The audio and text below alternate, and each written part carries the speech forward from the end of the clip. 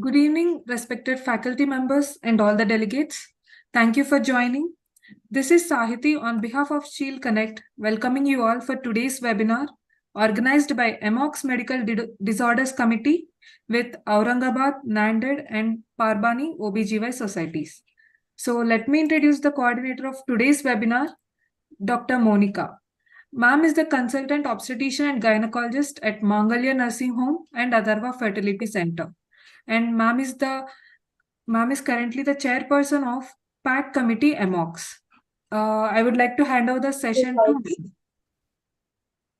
I welcome all the esteemed faculty members and the delegates who have joined us for this important medical disorders webinar by Dr. Sneha Bhayar Madam. This is an association with Aurangabad Parbhani societies. I welcome all the faculties to join our inauguration ceremony. Dr. Nandita ma'am, Dr. Kaldeshi sir, Dr. Ajay sir and Dr. Sujata ma'am. We thank you for your gracious presence for this webinar.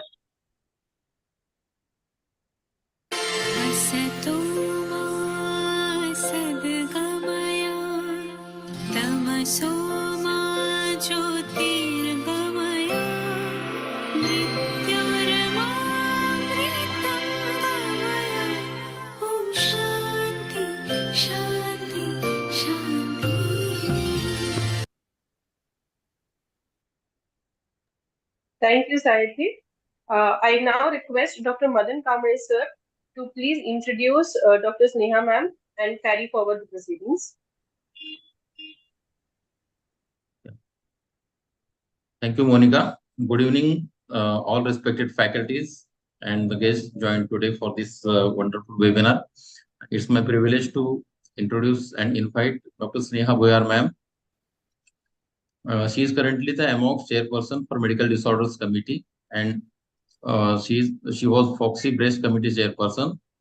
She is governing council member of ICOG and Suffolk working group member also. She has done wonderful work in the field of OBGY and for Foxy and Amogs. Welcome, ma'am. Welcome. Thank you so much, madam. Thank you so much for that kind introduction. A very good evening to one and all, respected Madam Nandita Parshidkar, Dr. Rajendra Singh Pardesi sir, both of them my mentors, not only in Amogs but Foxy as well. Dr. Sujata Darvi, our Secretary of Amogs, and guest of honor for today's program, Dr. Ajay Mane. Dr. Sujit Konkar, who is the upcoming star from Aurangabad, the convener for today's program, and my dear friends, Dr. Madan and Dr. Monica Madan. The star speakers for today, Dr. Srinivas Gadappa and Dr. Veena Panat. I'm very happy to select this subject because, you know, critical care has been a very, very interesting subject as far as the obstetrics is concerned. All of us have to deal with this subject day in and day out. And sir always talks about maternal mortality rate, which has come down to below 100. And for us as Amoxian, it's a matter of pride that the MMR for Maharashtra is almost 33 or 37. So we Amoxian are proud of ourselves, and definitely we would like to work hard to reduce it further. With this, I just welcome all of you, and I would like to have the blessings of my mentors, Dr. Rajendra Singh Pardesi sir, the president of Amogs. All of you know sir as the past vice president of Foxy and the chairperson for Food and Drug Committee. Of course, sir has more than 28 papers and he is awardee for so many papers also. The only one thing I would like to say about sir, the more educated you are, the more humble you should be. Vidya vinayena shobhate जसं आपण मराठीत म्हणतो, and sir is the perfect example of this. A very straightforward, genuine person, a very helping person to one and all. So I would like to have your blessing, sir, on this occasion. Over to you, Dr. Rajendra Singh Pardesi. Hello. I think sir's network. Hello? Good evening. Yes, sir. Good evening, everybody. I respected Dr. Nandita Pasetka ma'am, Dr. Sujata Dalve, Dr. Ajay Mane, Dr. Kiran Pratakoti, and my ever-active Amok chairpersons, Dr. Sneha Bhoyar, Dr. Monica Umbardan, Dr. Madan Kamble, then Dr. Anil Sakre, and Dr. Sujit Kondkar. And friends, first I wish to congratulate Dr. Sneha Bhoyar and Aurangabad, Nanded, and Parbhani Obgy societies for organizing such an excellent webinar on practical topics like septic shock, obstetric, SDU, and some cases which are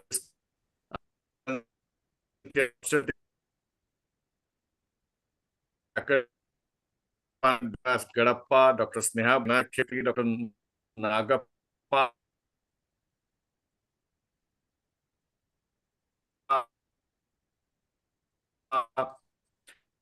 today, Dr. Prasad, Dr. Mangal More, Dr. Su. This is going to be a great event. Dr. Sneha Bhoyar, our ever active and ever smiling chairperson for our future endeavor in Foxy as Vice President, Foxy elections forthcoming. As well as I wish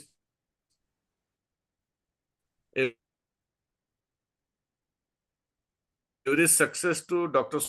Sujit Kondkar also for his future endeavor managing science mercy. Thank you. Thank you so much.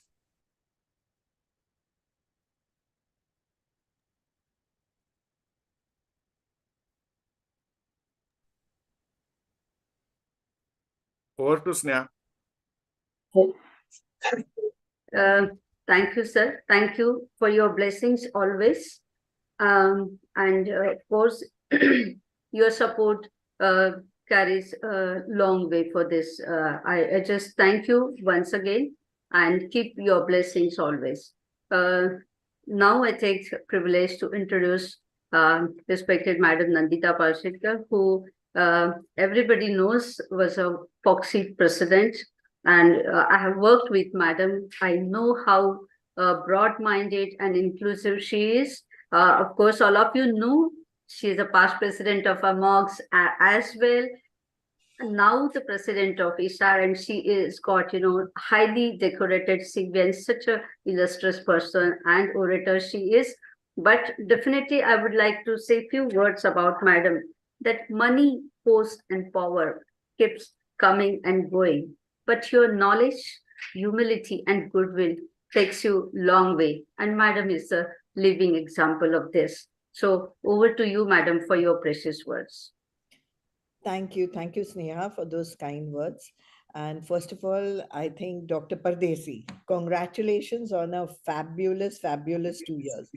Amogs is very, very close to my heart. Amogs is extremely close to my heart. Today, whatever I've achieved is because of Amogs. Amogs has helped me reach this height, has helped me win elections, and the love and affection which I get from Amogs, I cannot get it anywhere. So when I see Amogs flying so high and everybody doing well in Amogs, I am absolutely feeling happy, feeling glad. And, to see everybody doing so well is really amazing. And Dr. Pardesi has brought in so many new faces in Amogs. So I'm really glad to see this new talent coming forward and shining brightly. As for Sneha, I think Sneha, Medical Disorders Committee, as a chairperson of Amogs, you're doing fantastic work which you're doing over here. Sorry about this. Today's webinar is so beautifully done. I think with Maharashtra leading, with the MMR of 70, I think what we want to do is we want to really go and prevent preventable deaths. And as a lead for the BPH Ampli FIGO project, we are also looking towards it in the areas of Maharashtra, the tribal areas. The Jalgaon is what we are targeting. And there are certain pockets, and that is why I think these CMEs are very, very important. And our people need to work on the preventive causes of maternal deaths. And I'm so glad that you have taken this responsibility. This is a social responsibility which is very important, and that shows your leadership. And I think people should take inspiration from the way she has not given up and she wants to work. I think that is a very important aspect of leadership, that if you want to do work, you should not give up, and you should go on working till you achieve your goal. And that is what is I think a leader is made of. मी नेहमी इलेक्शनला उभी राहायचे तेव्हा म्हणायचे, मी जर जिंकले नाही तर परत मी येणार, मी येत राहणार till I win that election, because this is what I want to do and this is my aim. So all the best, Sneha. I think you deserve it. And I just want to say, my people whom I really appreciate over here, Madan, Kamli, Monica, they've done fabulous work even during my term. And I think I've seen Monica work in Pardesi's turn, and she's doing fantastic work. And of course, your speakers today, Srinivas and Veena, I'm looking forward to listening to them. And Meeta, with her beautiful presence, I think she will add to the program. And I can see Ajay's photograph only, so I think he's missing in action. But Sneha, all the best. And Sujit is here, and Thank you. I can't see anybody else's, I can't make out, but all the best. And definitely thank you for inviting me and giving me this honor. As usual, always, it is always a pleasure to share a platform with Dr. Pardesi, because he's such a, as you said, he's such a nice person and a humble human being. So, Dr. Pardesi, thank you very much for making me and keeping me as a past president, as a part of this platform, because past is always forgotten. So, thank you very much for that. Thank you. Thank you so much, Madam, for your wonderful insights into the subject. And thank you so much for your blessings always. Of course, your words are always very precious. I think over to you, Monica, once again to introduce Dr. Sujit Khonkar. Thank you, Nandita ma'am, and thank you, Pardesi sir, for the gracious presence and for attending the inauguration ceremony. I would like to welcome the convener of this series, Dr. Sujit Khonkar sir. He is currently the chairperson of the fetal imaging committee of Amogs, and he has been an MSTEM certified sonologist. He is the secretary of the fetal medicine chapter of Marathwada, and he has his hospital, which is Foxy Approved Ultrasound Training Center. We welcome you, sir, and I request you to please introduce our guest of honor for today. Thank you, Dr. Monica, for nice introduction. Good evening, dear friends, colleagues, and respected seniors. I am very much delighted to introduce and welcome our respected guests of honor today, Dr. Sujata Dalve ma'am and my dear friend, Dr. Ajay Mane. Dr. Dalve ma'am is a consultant obstetrician and gynecologist practicing at Mumbai at various places like Global Hospital, Saifi, Bhatia, St. Elizabeth, and Raksamani Jain hospitals. She is Honorable Clinical Associate at Nauroji Wadia Maternity Hospital and Jagjivan Ram Railway Hospital. She is Secretary of Amogs, working currently. She is Joint Associate Editor of Jogi, that is Journal of Obstetrics and Gynecology of India. And she is Clinical Secretary, Mumbai Obstetrics and Gynecology Society. Welcome, ma'am, for your blessings and guidance. And Madam has not joined us yet. We can have Dr. Ajay's message first, and then we can have. Okay. Welcome, Dr. Ajay, my dear friend and colleague, my classmate, Vice President Foxy elect and Second Joint Secretary Amogs. Bandhu, we can skip that. We can skip that. Okay, please. Okay, Dr. Ajay sir, please have some words of guidance for this webinar.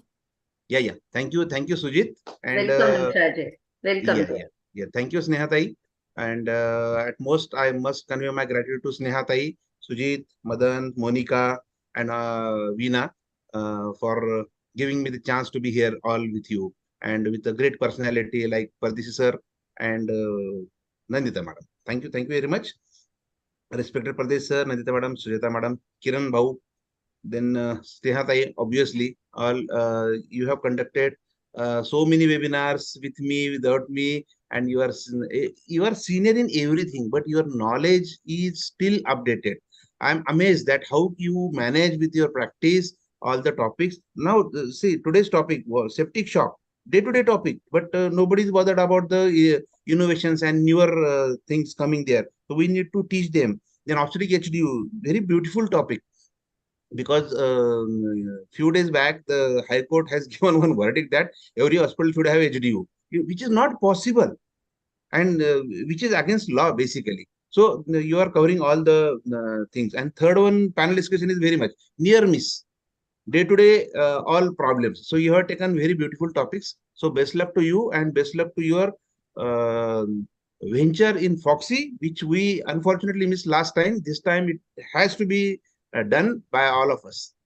And so thank you, Sujit, Veena, Madan Bhau, Monica, and our mentor, Pardesi sir. Thank you very much for giving me the chance. Thank you very much. Best luck. Thank you so much, Ajay. Thank you so much. It's always all of your love and blessings that will take us long way. Thank you so much. Over to you, Sujit, once again. Thank you, Dr. Ajay, for your kind words. I think Sujata ma'am could not join because she's busy.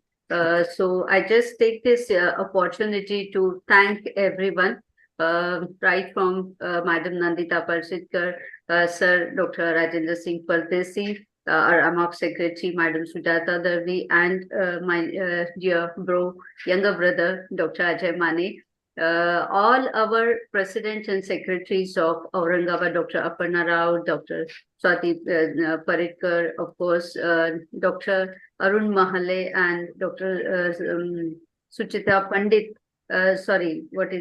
Dr. Pandit. So the team of Nanded and all my respected faculties for today's program, Dr. Srinivas Gadappa, Dr. Veena Panan, all our esteemed panelists, my dear friends, coordinators, Dr. Madan and Dr. Monica, and Sujit, of course, as convener, who has helped us, formulating this program in a beautiful way. So thanks to all of you for being here. And I hand over to Monica and Madan for the academic session. Thank you, all of you, and thanks all of you for your blessings as well. Thank you so much. Thank you, madam. After this fantastic start of this webinar, we will start our academic sessions.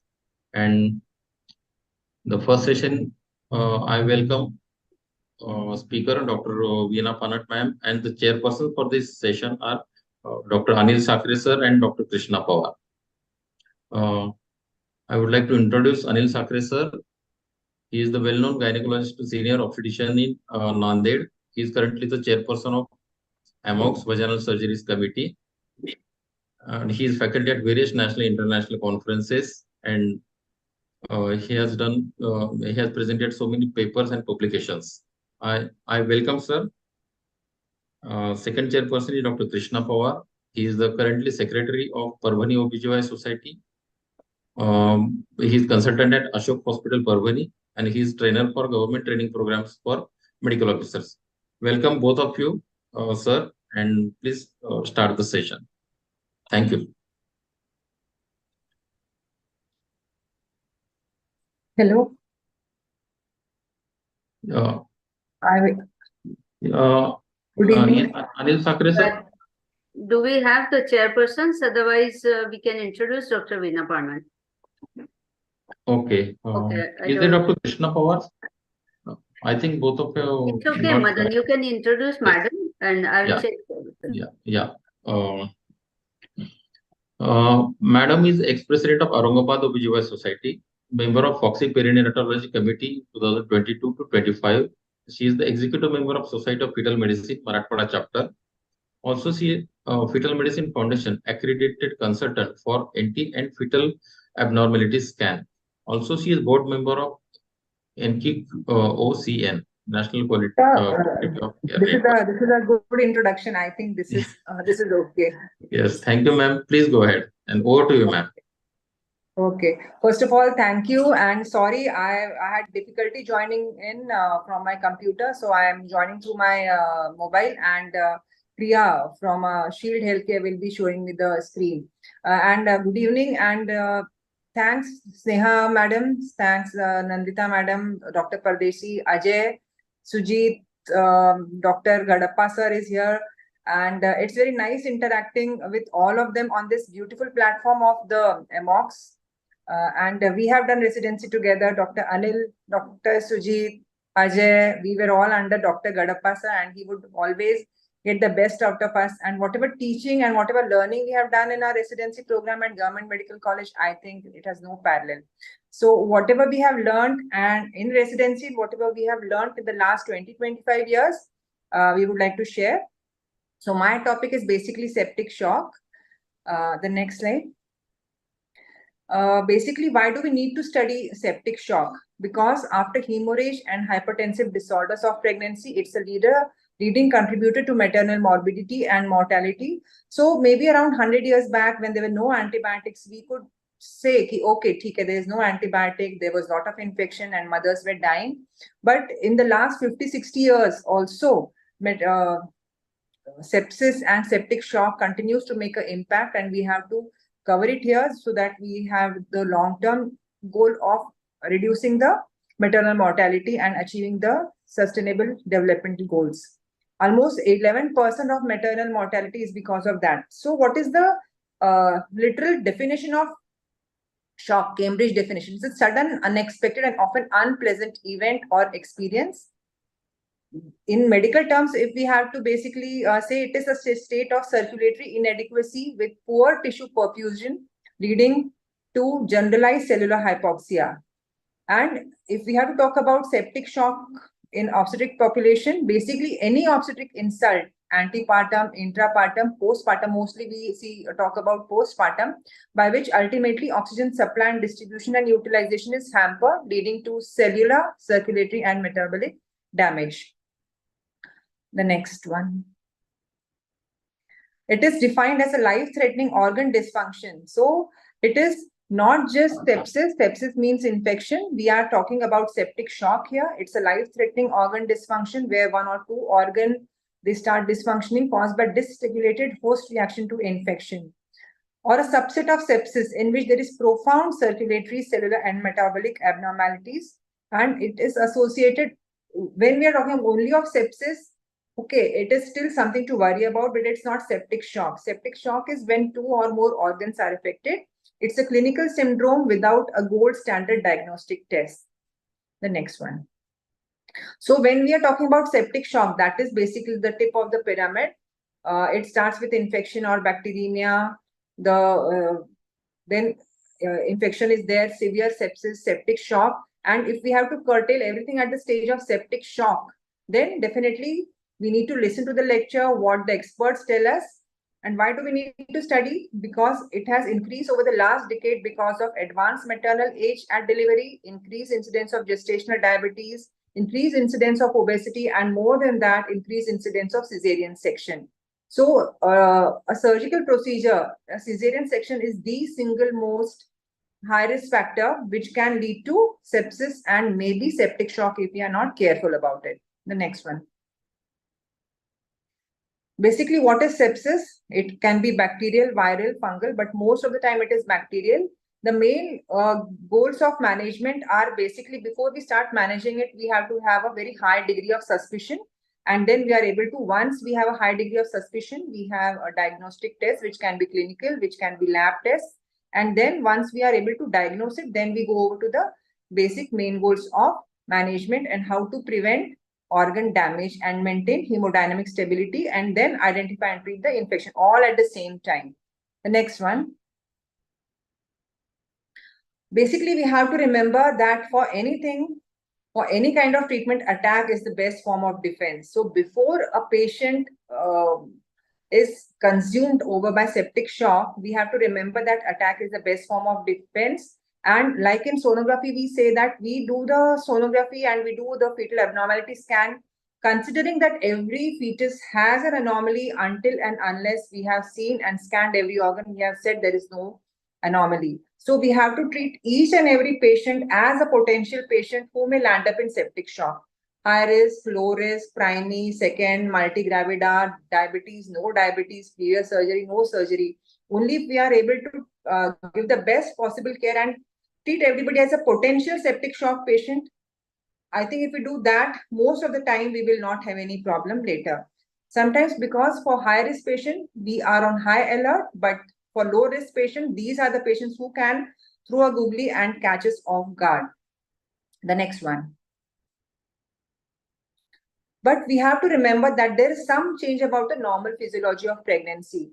So over the last few years, when I'm managing our patient and most of my friends on the panel and Dr. Gadappa sir, Pradeshi sir, Ajay, Sujit and Monica, Anil Sakre, all of you will agree that many of the times, even if we say that a patient has some kind of obstetric complication like hemolytic uremic syndrome, mild HELP syndrome, or something like a catastrophic antiphospholipid syndrome, if we shift the patient to ICU, most of the times they get labeled as septic shock, even though a diagnosis may or may not be made.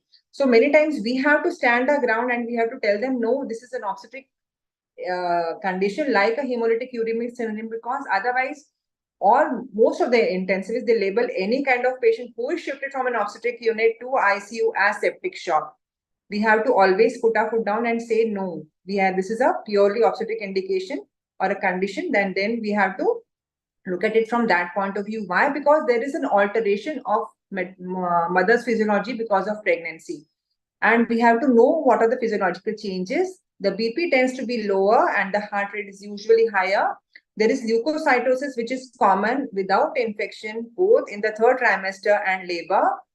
Hence, specificity of the usual criteria of fever, leukocytosis is suspicious. Therefore, more critical problem would be under recognition of sepsis. Hence, we have to remember, of course, we cannot miss any patient, but if it sounds and looks like sepsis, it is sepsis. And we have to then, if we have to make up our mind, if we are in a state of confusion, then we go over to the SOFA scare. But all dear friends, remember that even though making a diagnosis of septic shock is easy, we have to always remember that some other obstetric conditions may mimic septic shock. So we have to be aware of them also. So we go over to the SOFA score. Was it a SOFA scare? That we will decide later. What are the challenges obstetric wise early suspicion required? Because the definition of sepsis, as we said, there is a continuous overlap. The signs and symptoms are less distinctive. There is high pulse rate and the low BP. Disease progression is much more rapid and faster. So we should not be caught off guard. So we should always have a simple bedside method of scoring the patient depending upon her symptoms, her signs and lab tests also. The next one. Before we go over to the SOFA score, just a basic thing. This may sound very basic, but this is not what I am telling you. This is basically from the WHO guidelines about clean birth, safe birth, and the basic WHO's 6 cleans for a safe birth. And if we are able to observe all of this, that is basic clean hands, clean mother, clean delivery surface, clean cord cutting, clean cord tying, and clean cord care, then definitely we will be able to significantly reduce the incidence of sepsis also. The next one. Now, common infections in obstetric which lead to sepsis could be basically a cesarean delivery in itself is the biggest risk factor for a patient landing up in sepsis or septic shock. Cesarean delivery, the incidence, there are many spelling mistakes. I made this presentation in a big hurry. Sorry about that. Cesarean delivery in itself, the 15 to 17% incidence of sepsis, with a vaginal delivery, 1 to 4%. Lower urinary tract infection, 1 to 4%. Septic abortion, chorioamnionitis, necrotizing fasciitis, and toxic shock syndrome are the other major contributors which lead to sepsis. The next one. There are some concurrent infections in pregnancy which will again give rise to sepsis. The commonest being pneumonia, and we have seen over the last 3-4 years, it's almost 4 years of COVID. So we have to always remember that sometimes pandemics keep happening, and only today there was a headline that some kind of epidemic, something like that is seen in presently China. Hope it is not COVID. So pneumonitis, genitourinary infections, poliomyelitis, these are the other concurrent infections which can lead to severe sepsis. The next one. So we have to make always a differential diagnosis of sepsis. As I again said, we should always know what are the conditions which will mimic sepsis in pregnancy. The common disorders are, as I had told earlier, HELLP syndrome, acute fatty liver of pregnancy, hemolytic uremic syndrome of pregnancy, thrombotic thrombocytopenia, thrombocytopenic purpura, then acute gastrointestinal hemorrhage, acute pulmonary embolism, acute myocardial infection, acute pancreatitis may present or may give symptoms like sepsis or septic shock. Then the uncommon disorders would be like diabetic ketoacidosis and SLE flare, or the catastrophic antiphospholipid syndrome also, relative adrenal insufficiency and a rectus sheath hematoma, very, very uncommon, but yes, again, it can give us similar picture. The next one. So basically, we have to be very alert. We have to be very aware, a low risk patient, high risk patient. And most of the times we know that these patients present in the postpartum period. So even though the patient has delivered, we have taken the patient to her room for the next 2 to 3 days until she is in your care, whether a normal delivery, whether a cesarean delivery, we always have a high degree of alert about the patient landing up in sepsis. So we have to always check her temperature, pulse, blood pressure, respiratory rate. Why? Because sometimes clinical lab and what are the lab and clinical findings, we always have to have a high degree of suspicion. If the patient complains of fever, tachycardia, which is more than 110, I don't have to enumerate all of that. Then clammy, malted skin, nausea, vomiting, hypotension is there.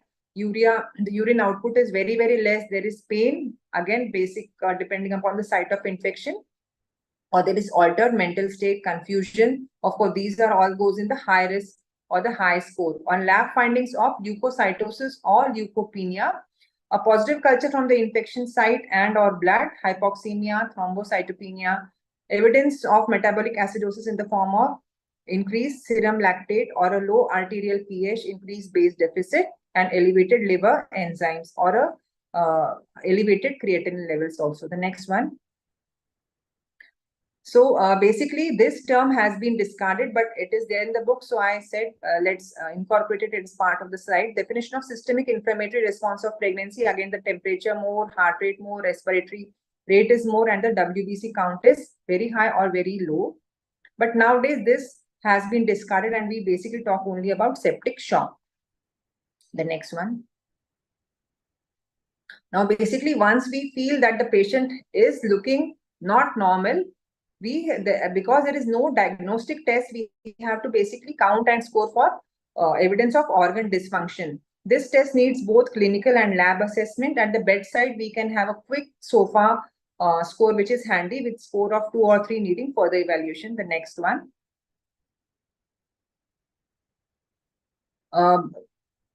For a system, then we system-wise, the respiratory system, the coagulation system, these basically are the lab test. And the next one. These are the basically her symptoms. The temperature is very less or very high, then systolic blood pressure.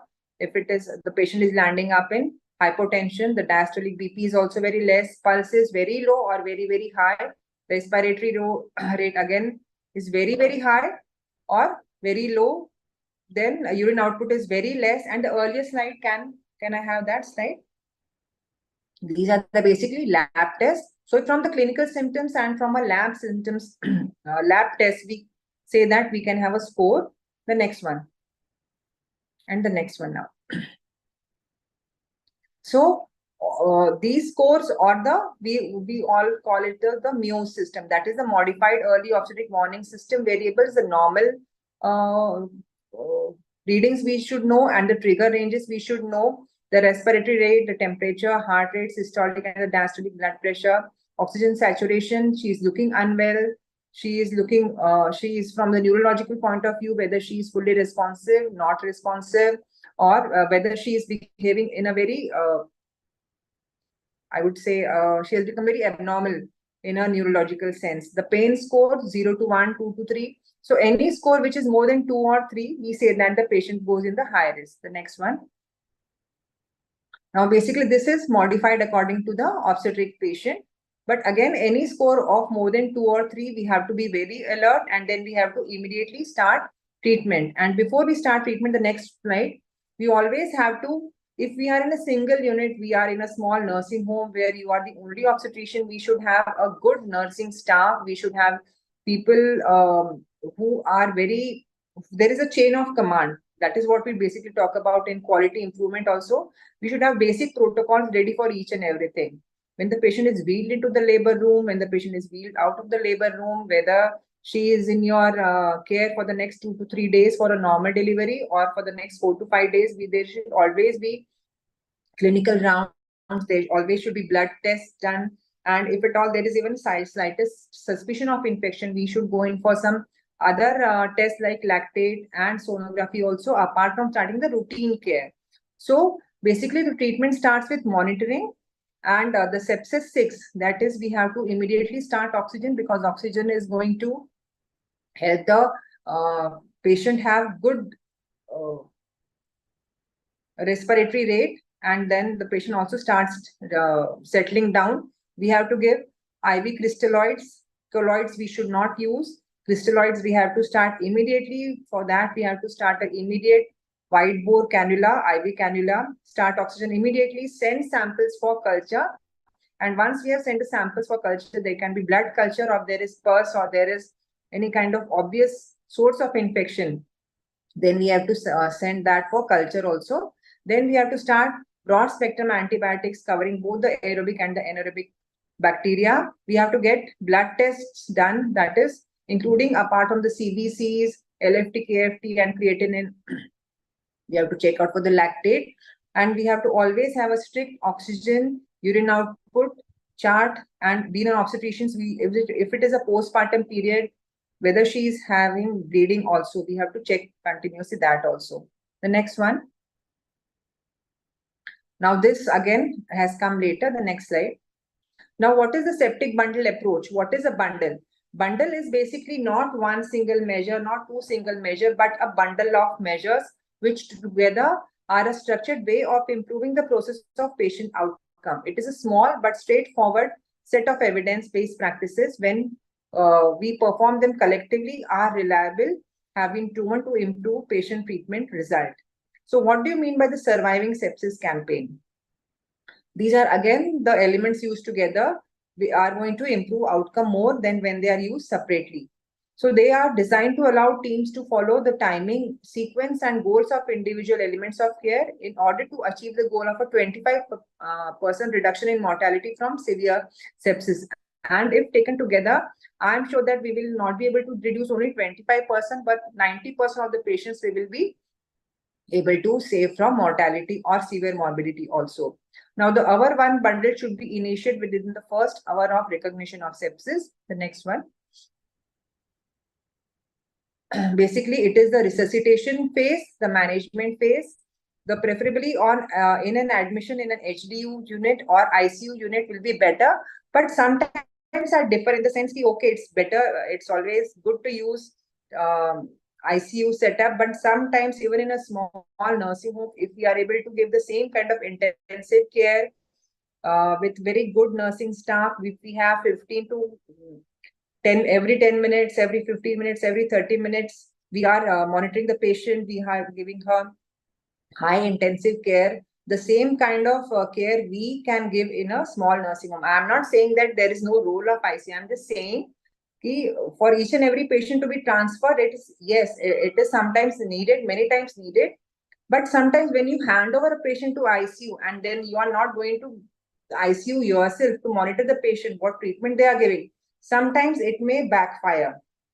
So as an obstetrician, even though you shift the patient before or after, if it is high risk patient, before any problem happens, if you shift or if a problem happens and a complication happens like septic shock, and then you shift the patient to ICU, and if you do not have any say in the way the patient is managed, that is not correct. So you should always, an obstetrician, give an obstetrician perspective, because as my esteemed speaker, Dr. Srinivas Gadappa, who will be following my lecture, will be talking to us. He has given us support so many times. Any patient, we shift the patient, any patient who is a high risk, we keep on talking to him. Apart from just being a professor and HOD of Gynec department, he is a mentor and he guides us right from the days of residency. Even if now I have a doubt, I always give him a ring, sir, we are doing this. Do you think anything can be done better? So the initial measures in management would be, we know the basics, that is the ABCDE, airway, breathing, circulation, and exposure. The next one. Monitoring, it requires good surveillance for mental function, heart rate, systolic, diastolic blood pressure, respiratory rate, temperature, hourly urine output. We have already talked about the sepsis 6, that we have to start high flow oxygen if there is impaired oxygen delivery. And sometimes even if the oxygen saturation is being shown on the monitor as around 96-97%, but you have suspicion, give her oxygen, it's always better. It improves the organ delivery and cell delivery of the drugs. It improves the patient's well-being also. Now we then start immediately intravenous fluid resuscitation, which reduces organ dysfunction.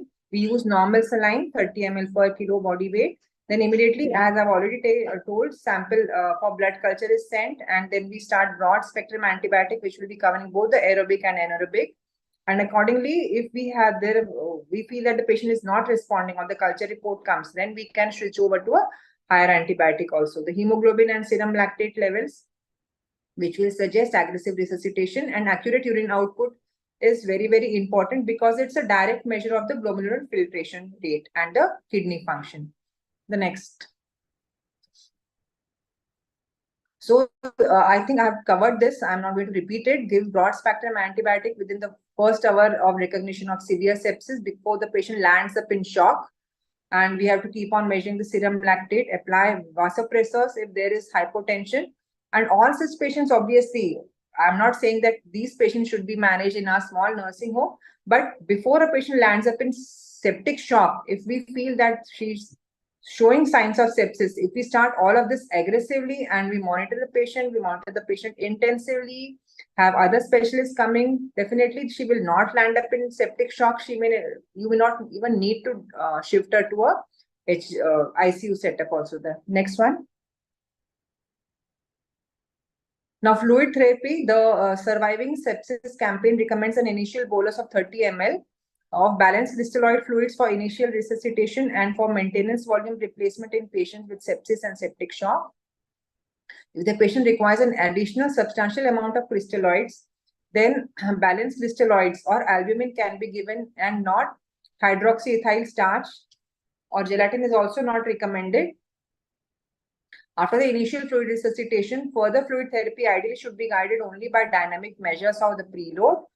And about 50% of hypotensive septic patients do not respond to fluid challenge and should be better treated by vasopressor. Such patients should be admitted in obstetric ICU. So if she is not reading any vasopressors, you can manage her in your own setup also. The next one. Hypotensive shock. Again, we have already talked about this. The next one. Of course, sometimes we should not overload the system also. So if initial we are giving in a proper fractionated dose, then the patient should not land up in fluid overload. Features of fluid overload or pulmonary edema would be new onset of worsening of rails are there, hepatomegaly is seen, the patient becomes breathless, we are able to auscultate for Krebs. Then definitely what are the causes? There is capillary leak into the lungs, there is cardiogenic pulmonary edema or fluid overload. So we should, whenever we are starting her IV fluids, we should be careful about titrating the dose and giving it according to her body weight and titrating it according to the fluid urine output also. The next slide. Now the use of vasopressors, if we feel that the patient is in hypotension, then definitely norepinephrine is the gold standard for such patients. The next one. Now, basically, again, it is the septic bundle. Now we have to, apart from giving her oxygen, apart from starting IV fluids, apart from starting antibiotics, we have to always give blood products in the form of PCV and thromboprophylaxis if she's a fat patient, or otherwise also we can use that thromboprophylaxis. We have to give a feeding, because sometimes glucose in itself is a substrate which is going to help her fight any kind of infection. And after this basic resuscitation has been done and the patient is now in a comfortable, she's out of that shock, septic shock scenario, then we have to look for what is the focus of infection. Is it wound sepsis? Is it peritonitis needing laparotomy? Is it wound infection? If it is MRSA, whatever it is, we have to always remove the focus of infection, because until the focus of infection is removed, she is not going to come out of the septic shock completely. Now, there is a debate about the role of intravenous immunoglobulin. There is not much role. I have not used it, so I wouldn't comment on that. The next one. Is there a role of corticosteroids? No, corticosteroids should not be used to treat septic shock patients if adequate fluid resuscitation has been done and vasopressor and oxygen are able to restore her hemodynamic stability. If all the above is not possible, then intravenous hydrocortisone may be considered. The next one. Now, what are the therapeutic goals? When we are treating a patient of septic shock, what are the therapeutic goals? That her mean arterial pressure should be reached, her urine output should be adequate, there should be warm peripheries, and then the patient should be in a good mental status, with she is oriented, she is able to answer a question, she is knowing what is happening around her, and there's definitely clinical improvement is there.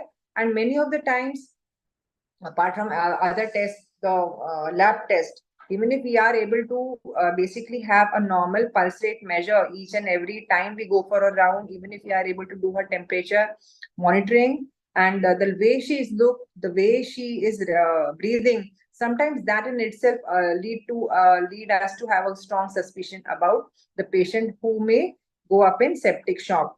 Now, here I would like to just share one patient. She was a patient who had a history of repeated abortions. And then she had at around 28 weeks, she had hidden with the history of repeated abortion. She had come at around 28 weeks with history of just fever for the morning that day. And then in the evening, we sent a blood test. The blood tests were normal. And she landed in labor at around 2:30 early, whatever you call it, late night, early morning. She delivered. And just before delivery in the labor room, only the membranes they got ruptured. The liquor was clear. The baby was very small, but the baby cried actively. And she was good. There was no PPH. She was comfortable. We shifted her to the side unit where we keep the patient for observation. And there also she was comfortable. But after half an hour, she started, there was some amount of tachycardia. I could make out that she's not comfortable. The respiratory rate started increasing. I had strong suspicion. We called over the anesthetist also. In the next 3 to 4 hours, we did not intubate her. We kept everything ready. And by the time it was early morning, around 6:30, then we told the patient that, and the family, that it's better we shift the patient to ICU setup, because even though everything is normal now, we have a strong suspicion that she may need intensive care later. It was good decision because she delivered at around 2:30 at night, and she was shifted to the ICU at around 9 o'clock along with the anesthetist, and along we were accompanying the patient. And then after 2 hours, she had to be intubated. Ultimately, it was not septic shock. She was a case of catastrophic antiphospholipid syndrome. What I'm saying is, we always should have a high degree of suspicion. So anytime we feel that her temperature is high, the pulse rate is high, she's not looking comfortable, her labor is becoming labored, and even though she is not bleeding that time, there is no PPH, it's always better to call at least 2 or 3 people to be with you. Because in a small nursing home setup, the way I practice, you always have to have a very high degree of suspicion, and there shouldn't be any shame in calling over, okay, Sujit, you come over, Ajay, you please come and help me, a senior anesthetist can come in, 1 or 2 obstetricians can come in. And most of the societies in our city and most of the societies all over, we always have something what we call as a Batman unit.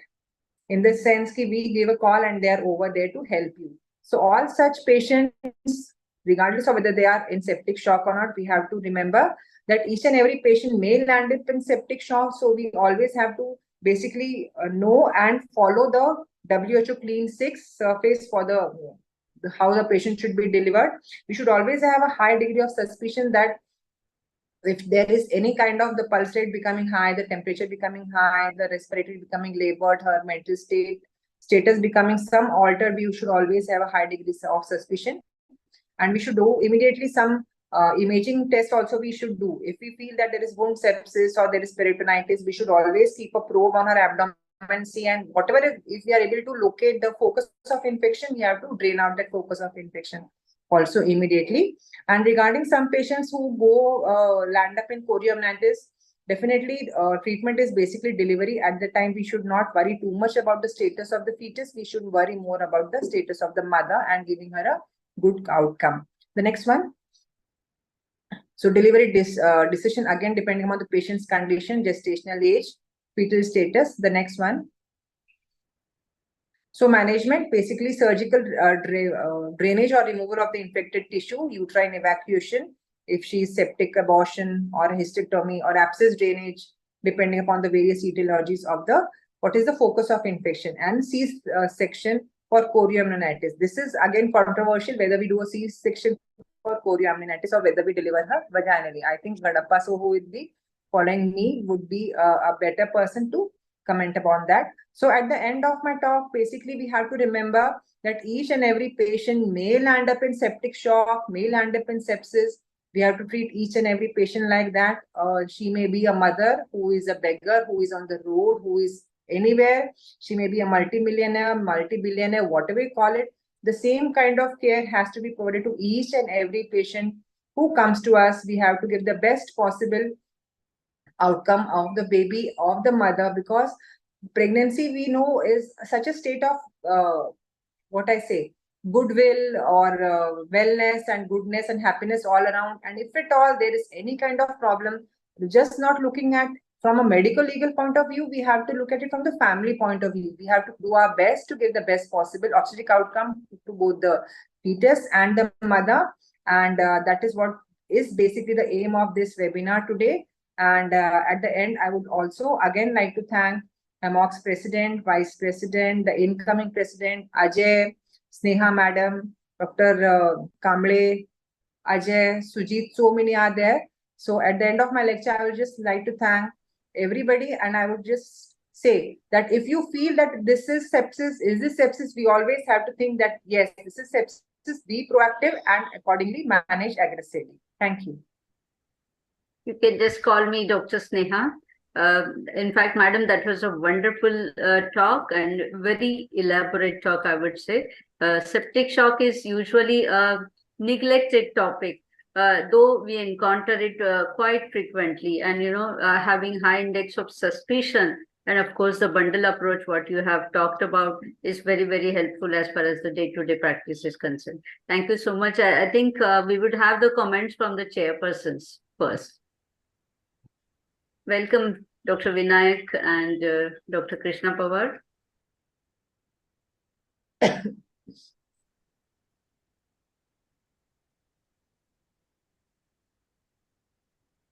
think Dr. Pawar has not joined. Yeah, I can see Dr. Krishna Pawar is here, Yeah. and we would like to have your comments on this topic, Dr. Krishna Pawar.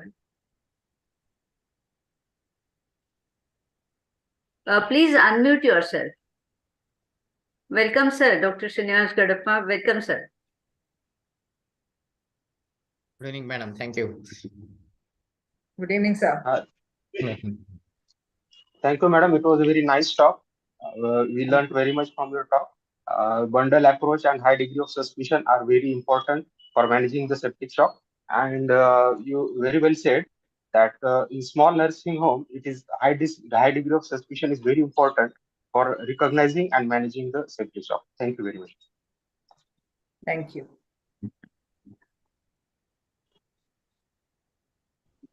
Thank you, chairpersons, for this wonderful session, and thank you, Dr. Veena ma'am, for a wonderful talk. Thank you. Thank you. I would like to hand over to my co-convener, Dr. Monica. Yes. Thank you, Madan sir. We move ahead with the next academic session, that is obstetric high dependency unit, the need of the hour, by none other than Dr. Srinivas Gadappa sir. I request Dr. Meeta Billegi madam and Vinayak Khedkar sir to please join this session. Madam is a senior practitioner and a graduate and a postgraduate from Aurangabad Society. She has worked as a junior consultant in the Ministry of Health Sultanate of Oman, and she's a consultant at Kamal Nayan Bajaj Hospital for the last 5 years, and presently working at Mrityunjay Hospital. We welcome you, ma'am. Thank you. Our next chairperson is Dr. Vinayak Khedkar sir. He is in private practice since last 27 years, and his areas of interest are high-risk pregnancies. He has been the past practical obstetric committee chairperson of FOXY and the past president and secretary of the Aurangabad Obgy Society. We welcome you, sir. I request to both of you to please introduce our speaker for today and carry forward the session. Is Vinayak there? Yes, Yes, ma'am. sir. Yes, sir. Okay. Yeah, it's my honor to introduce Dr. Srinivas Gadappa, sir. And as everybody knows, he's just a stalwart. Vinayak sir, thank you for introducing, because I think we can spare some time because this introduction is not necessary. I am Professor HOD at GMC Aurangabad, Sambhajinagar. That's sufficient. Yes, sir. Yes, sir. Thank you. Really down to earth, and we are going to see about your lecture now. May I share my screen now? Yes, sir.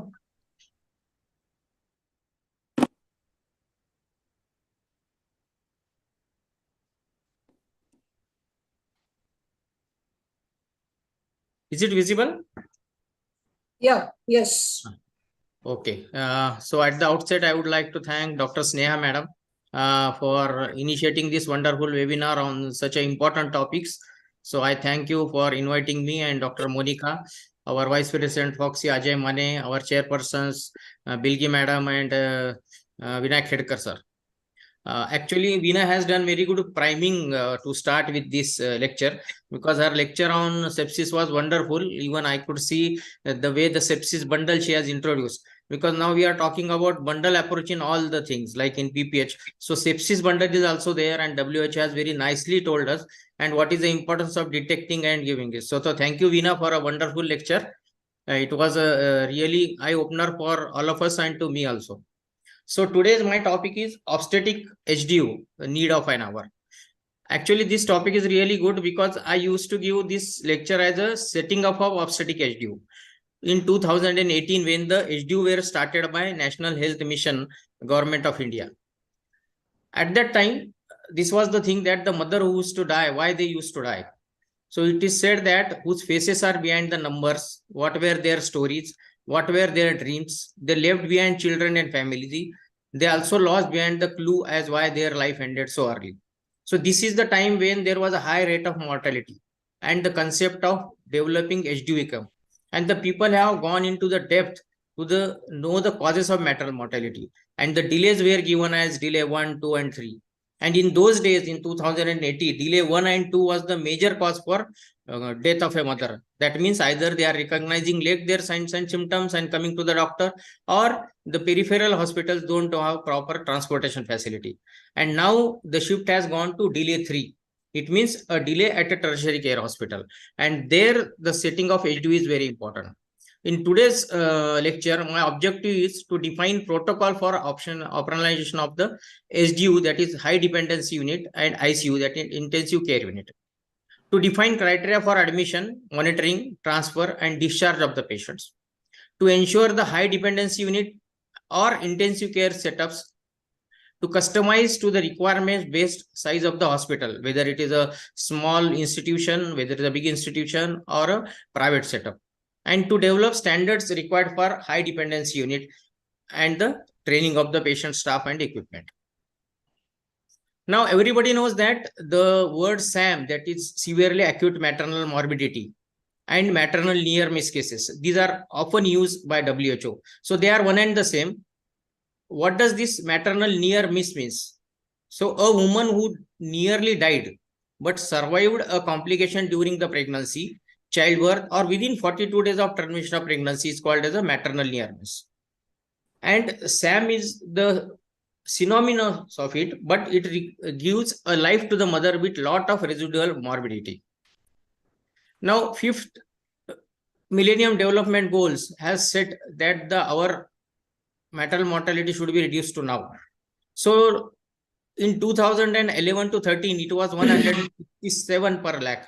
And in 2014 and 16, it has decreased to 22%. But a latest maternal mortality, if you see, in India, now it is 97 per 1 lakh. And if you see a latest report by 2020 to 2023, it is just 52 per 1 lakh. And Maharashtra is around 32. That means the maternal mortality is rapidly decreasing. Even we have crossed and achieved our goal. But the things does not stop here, because there are the entity that is SAM, that is severely acute maternal morbidity. So whatever we say, mortality is a tip of the iceberg, and there is a large number of patients who are suffering due to the lack of care, delayed care, or sometimes undiagnosed thing, and that we say it is a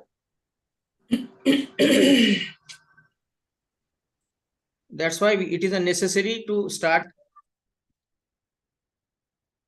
HDU and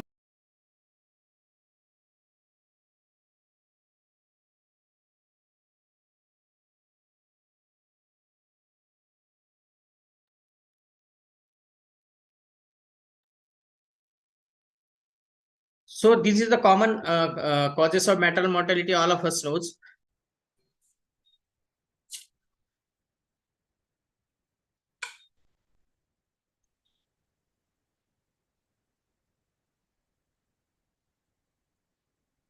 Now, identification of near miss cases are very important, because as Vinaya said that she has identified a case which require ICU setup, and then she has taken that woman to the ICU setup and she recovered. So now when we call about triaging, initially we used to call that triaging should be done on the arrival in a busy institute, and you should find out the high risk cases and you should treat them first. But now in a small institute, in a small nursing home also, we have to do a triaging in a different way. That means we should know that which patient is high risk, not only high risk, but which patient may require ICU. Because ICU and high dependency units are to be triaged on admission, and the women who require high dependency unit, they should be treated in there only. And that is our aim of today's webinar, that how to set up a HDU in our nearby places. So the major criteria we should that disease specific, which disease we are dealing with. Most of the time severe preeclampsia, hemorrhage. Then management specific. Some women require hysterectomy, or some women require massive transfusion protocol. So they require ICU. Or sometimes there is organ dysfunction in the form of severe preeclampsia in case of AKI or liver cell failure. So WHO has laid down the step. That is, step 1 is to identify which conditions you are dealing with. For example, severe postpartum hemorrhage, severe preeclampsia, eclampsia, sepsis, or severe systemic infections. Or just you see heart rate more than 100, respiratory rate more than 20 per minute, leukopenia less than 4,000, or leukocytosis more than 12,000, or a rupture uterus. So these are the cases which require HDU or ICU care. Or sometimes they require interventions in the form of laparotomy for doing obstetric hysterectomy for different reason, for placenta accreta, and or use of massive transfusion protocol. So they require HDU. Or sometimes there is organ failure. Woman is suffering from some other diseases like nephrotic syndrome and all this, and they are having certain clinical dysfunctions like acute cyanosis, gasping, respiratory rate more than 40, shock, cardiac arrest, or oliguria, or any loss of consciousness for more than 12 hours, stroke, global paralysis, jaundice. So these are the women who require HDU. Sometimes the women come with the parameters in their hand. So if the parameters, laboratory parameters are there and they are showing less saturation, creatinine is increased, bilirubin is increased, pH is acidosis, lactate levels are more than 5 milliequivalent per liter, acute thrombocytopenia. So these are the women for HDU. Now, management basis also, some women require HDU. For example, if they have gone hysterectomy following infection or hemorrhage, or continuous vasopressors are required, cardiopulmonary resuscitation required, dialysis is required. So these women are requiring HDU. So we must diagnose these patients, whether they are pre-existing disease, whether they are pregnancy-related disease, or they are having some communication problems or community deaths. So what is coming to the topic, what is HDU concept? So this concept is already been implemented by Government of India in 2017 under Laksh guidelines. What they say is that HDU means high dependency unit is an area for management of high risk pregnancy requiring vigilant monitoring and intervention by specially trained team. So this has to be taken into consideration that it is specially trained team. HDU does not mean that we are sparing one room in our hospital where we are having ICU bed, multi-para monitor, and that is sufficient. It is not. HDU means it requires a special trained team, and what is that team we'll see. And what is obstetric HDU is a part of maternity wing and located near the labor room and operation theater for easy and prompt shifting of the patient whenever required. So this is the concept of HDU. Now, why these dedicated obstetric HDUs are required? Because you have seen that the maternal mortality is decreasing from 2018 and now we are reaching up to the 53. So these are the results of HDUs. They are getting a very high dependency unit care, and that's why their mortality and morbidity is decreased. So that's why it is required dedicated HDU. And it is very important when you see the safety of a patient. So when things go wrong in obstetrics, they go wrong fast and they fall off a cliff. And every one of us who is attending this webinar and who are there as obstetrician, they know that how the obstetric is dynamic. We used to call obstetric as a dynamic. Whatever happens, we cannot predict, and obstetric gives a second life to a mother. But these are all the things very important. But we used to think these things because the facilities were not available. But now there are good number of facilities available, number of HDUs are also coming up. And if you do a critical care obstetric, we should not blame the destiny. The mother still can be saved by bringing out the HDU concepts. Now, what are the types of specialized care units? So these are ICU, obstetric ICU, and HDU. So intensive care units are required for very sick patients when they are having multi-organ dysfunction. Otherwise, most of our patients, they will settle with the obstetric HDU and ICU. Now, obstetric ICU is dedicated to obstetric patients who have developed multi-organ failure, as I said. So where we require a team approach in the form of nephrologist, cardiologist, pulmonologist, and endocrinologist. And such ICUs are always there in a good institutions or in a tertiary care hospital like ours is having a super specialty hospital where all these specialists are available. Now, high dependency unit is an area in a hospital where patient can be cared more extensively than a normal ward, but not to the point of intensive care unit. So it is a hybrid model between the ICU and the labor ward. So a woman who requires more intensive care, for example, a patient's whether they require ICU admission, that is we call as a step up, or a patient is in ICU and now there is no beds in ICU in most of the patient. So at that time, we have to decide whether they require step down that can be shifted in HDU. So it is always a bridge between the labor ward, critical patient, HDU and ICU. Now, what are the components of MHDU? That is maternity high dependency needs. So timely recognition of a patient, that is very important, and delivery of a high quality dedicated maternity high dependence care. It is recommended that all pregnancies with complication be managed in HDU.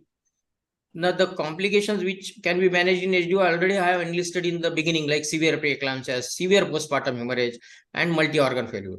And HDU setup, step down and step up has to be decided by patient condition at that point. So if in ward or in HDU, the condition is worsening and landing in multi-organ failure, she will require ICU. And if in ICU, the parameters are reversing and now she is recovering and she is settled for 24 hours, then require HDU. Now, where to set up an obstetric HDU? So ideally, the Government of India guidelines are there. It should be set up in all places where deliveries are more than 50 or more than up to 500 and more than 500 at a medical colleges. But you can set up this HDU in our area where 3-4 hospitals can come together and can plan for a HDU and you can plan the HDU according to this thing. Because the space required is around 250 for 250 deliveries. A space should have minimum 4 beds. So the parameter they says that if you are having 250 deliveries in that area, then there should be 4 beds. And the space required is 120 to 130 square feet per bed for HDU, and it little more, that is 130 to 150 square foot in an obstetric ICU. So the space required is more than what normally a small nursing home has. So normally the HDU and obstetric ICU, they should be near to the OT and labor theater. But in small hospitals, it is not possible. So in the area where 3-4 hospitals are there, or at least 1 to 2 kilometer, we can plan. Nowadays, what happens that, for example, what Veena did, she has shifted this patient to one of the medicine ICU. And this is what commonly happens in most of the areas, because there are no dedicated obstetric ICU. But I have seen in Parbhani, I think Dr. Sakre and Krishna Pawar, they are there. They are having small HDU, like where obstetricians, gynecologists, and other specialties come and visit together.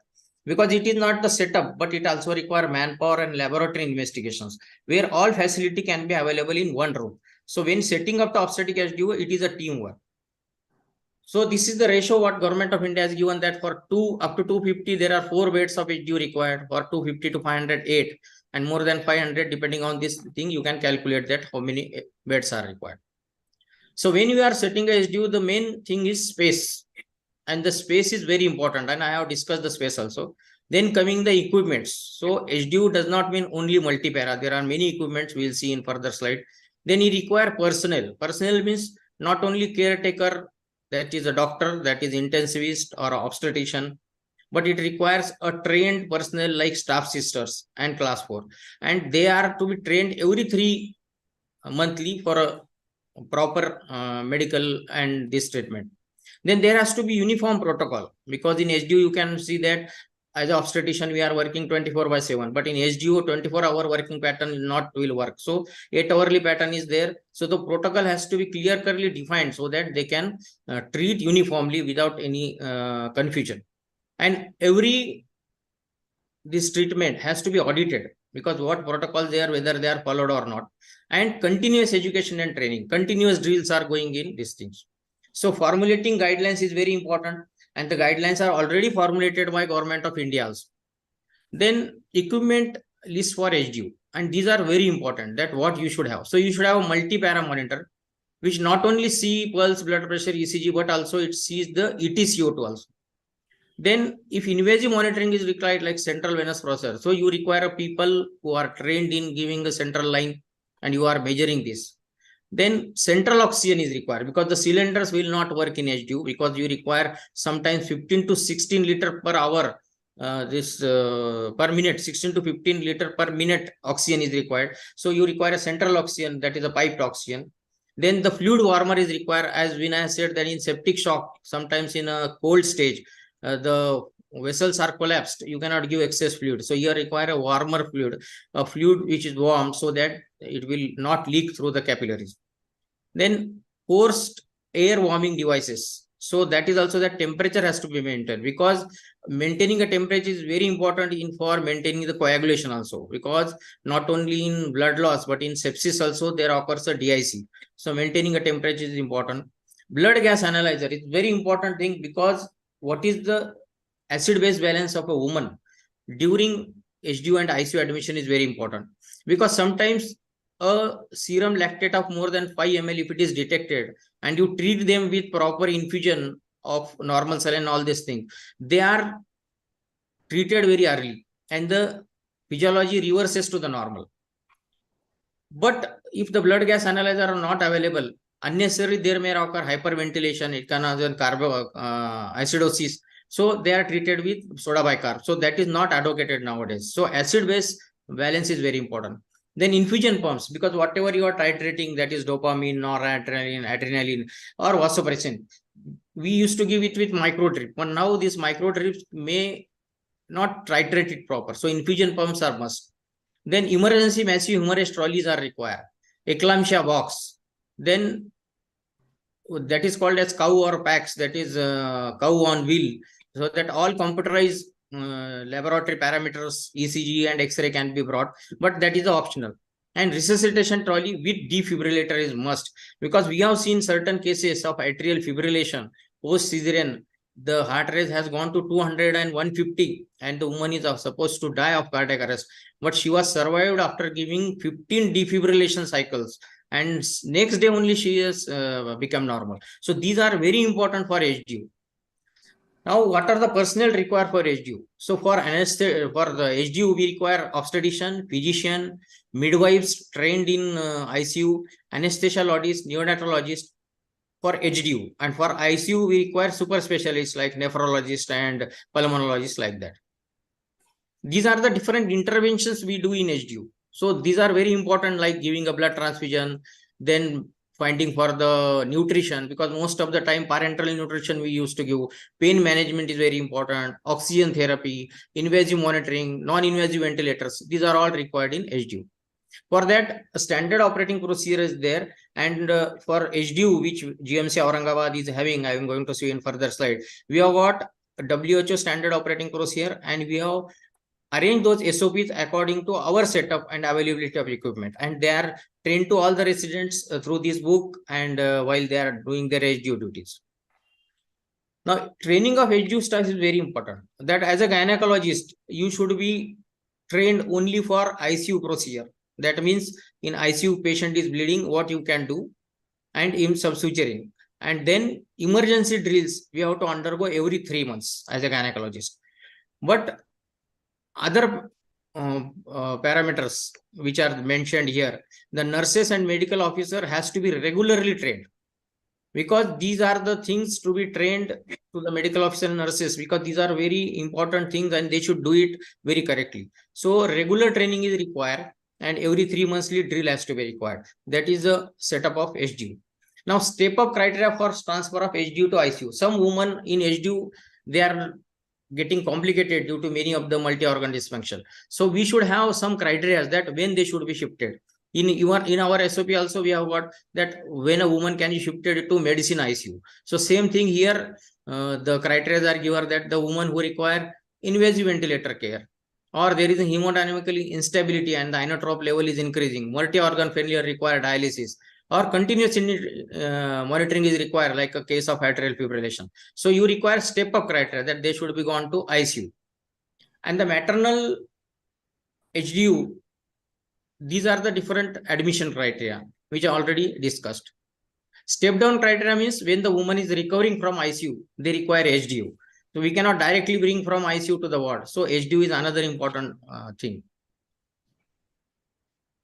And after that, there is a discharge criteria that when the patient should be discharged from HDU. So we shift to the ward, and then from the ward, if patient is alert, she is taking her all meals and all the parameters are normal, they are laboratory normal, then only they are discharged. Now, special HDU and ICU, these things are mixed. So you have to have a hybrid model, means you should have this is a hybrid model picture where you can see there are 4 HDU ICU beds, 4 ICU beds are there, and this 6 bedded HDU is there. So, and these are the isolation ward. So woman can be catered in this area where a patients in ICU can be monitored intensively, and when they require less monitoring, they can be put on HDU. So HDU beds are more, and then they are normal, then they are bring to the isolation. So such setup is there, and it is Government of India setup, and it is Ministry of Health and Family Welfare approved setup by architecture and all things. So if you want to build a HDU or hybrid unit, this should be the picture, and even they have given total architecture of this HDU and ICU, how they can be built for a proper care. And definitely that will save us from different medical legal litigation also in future if you follow all these norms. And if anybody is interested in going in detail about these guidelines, what Minister of Health and Family Welfare has given, they are updating each and every year. So this was the old HDU guidelines, and now these are new HDU guidelines. There they have given that how ICU and HDU can be set up for minimum beds. Now, these are the patients we commonly get in our obstetric HDP patients, DIC, hemolysis, ACRITA patients, patients of severe acute hepatic liver cell failure, severe jaundice, HELLP syndrome, nephrotic syndrome. So these cases, we require HDU. So we got an opportunity to start this HDU in 2014 under the leadership of Dr. Yedikar Madam when she was HOD, because we got labor room turnkey project, and under that we have started our HDU because there was no space. You know that there are no bed to the patient. There are floor beds. There are around 60 deliveries in 24 hours, around 15 cesarean section. So there was no space, but we could manage one room where we have started 3-bedded HDU. So that is our experience of setting of a HDU and how we could get the good outcome that I want to share. So in our study, we have seen that the number of cases which we got, we have seen that 1:4 is our SAM cases in eclampsia, and 1:6 in obstetric hemorrhage, and 1:2 is for sepsis. So this is what we could do. So this is what Chhatrapati Sambhajinagar HDU in GMCH Aurangabad. We started with only 3 beds. The equipments are not available as which are there, but due to the turnkey project, we could get ICU bed, we could get a defibrillator, we could get a CTG monitor, we could get a NIBP monitor. And so due to this HDU can be set up in GMC Aurangabad, and this HDU is helping us to take care of the women who require more monitoring. And now we are very happy that due to the COVID, because there is a lot of funds came to the COVID, and we have done one thing that we got 1 ventilator in our HDU. Actually, it is not required, but sometimes while transferring or when the ICU is not empty, so we are getting a ventilator also. So we have got a defibrillator, we have got infusion pumps, we have got a ICU bed, we have got a protocol set in the HDU that how which drug has to be given in what concentration. Even the babies are taken care there only, because now we follow kangaroo mother care. So we take the babies and we give to the mothers also in HDU. So this is the change we brought under this thing, and we got a very good outcome. So these are the HDU. So there are 1 to 3 cases just I wanted to discuss within 4 minutes, that how it is important. Now, if you can see that one patient with severe preeclampsia, that and then she through a convulsion, that is a status eclampticus, and her blood pressure was 180/110. And these patients require a intravenous antihypertensive like labetalol. So infusion pump was there, so she has given intravenous labetalol, and then gradually the doses increase, but still her blood pressure was not controlled, and now sooner the blood pressure has controlled, she landed in and cardiac arrest, and 2 cycles of resuscitation given even with the defibrillator, and she revived and she could go home. This is possible only when there is a HDU and other equipments and the anesthetists and the physician all are available nearby.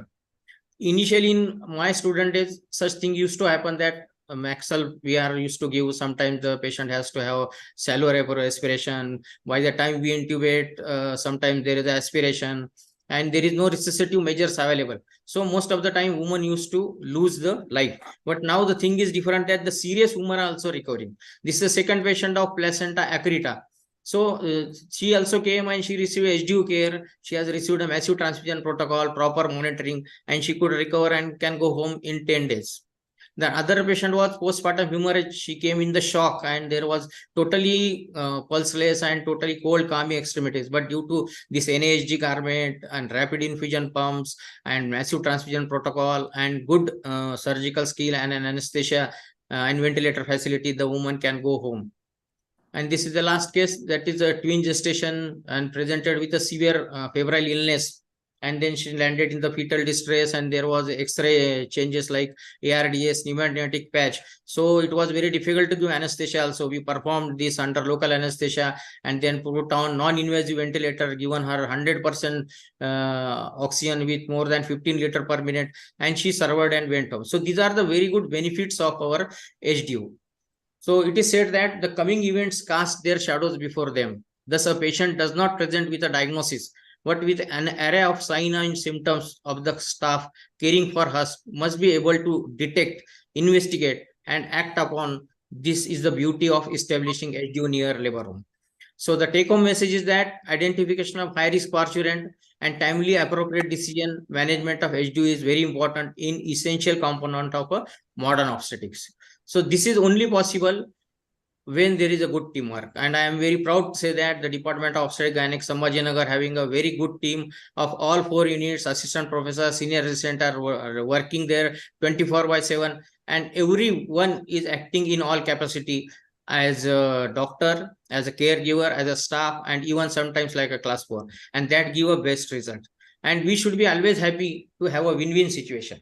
It is not the win who always makes you happy, but working in a team also give a number 1 position. And this is what I could learn from this recent cricket match. Thank you very much.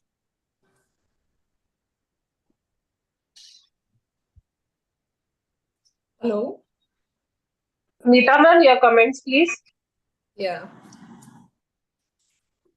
Thank you, Dr. Gadappa. It was really enlightening talk of HDUs. Let me at the outset thank the organizers for having me given this opportunity of chairing this session, especially because I know him quite closely and have seen him growing academically and professionally since the last 2.5 decades. It's a real proud moment. Thank you, Dr. Gadappa. You really enlightened us with the beautiful coverage at a stretch of how an HDU has to be set up, its requirements, the equipments, and the manpower required. Actually, for all of us, it is definitely an eye-opener. And probably for all of us, the practical point what we can take from this talk is that we are not in a position to set up HDUs because we don't have those many deliveries and it's not possible to have that manpower.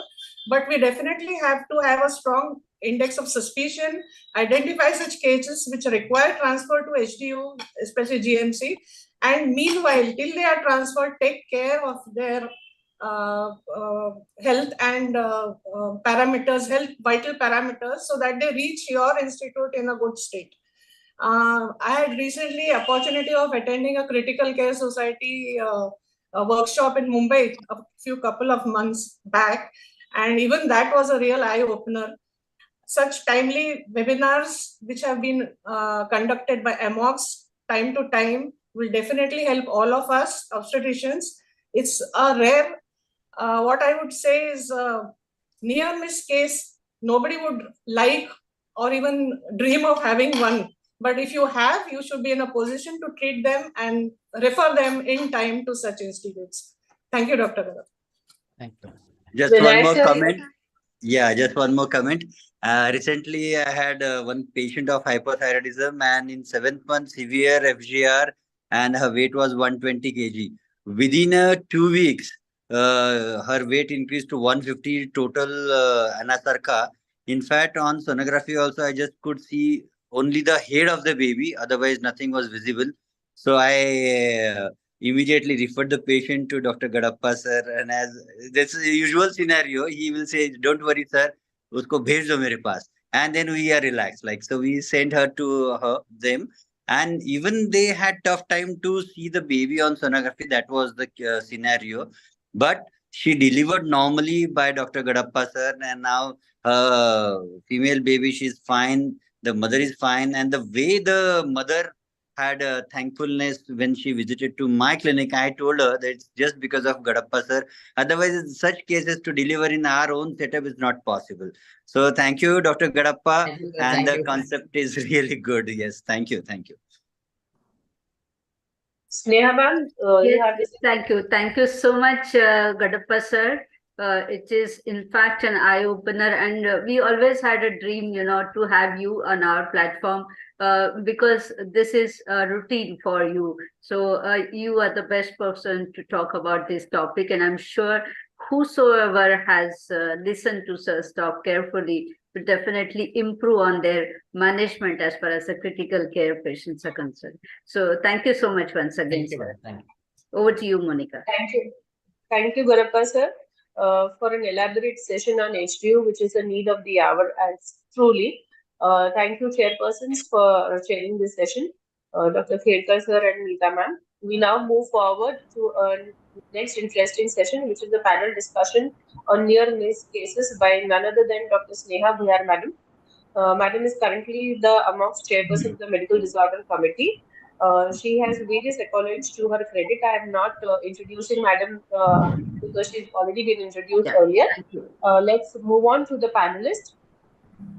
Dr. Nagappa Nidura sir is a consultant gynecologist at Sri Yogeshwari Hospital at Nanded.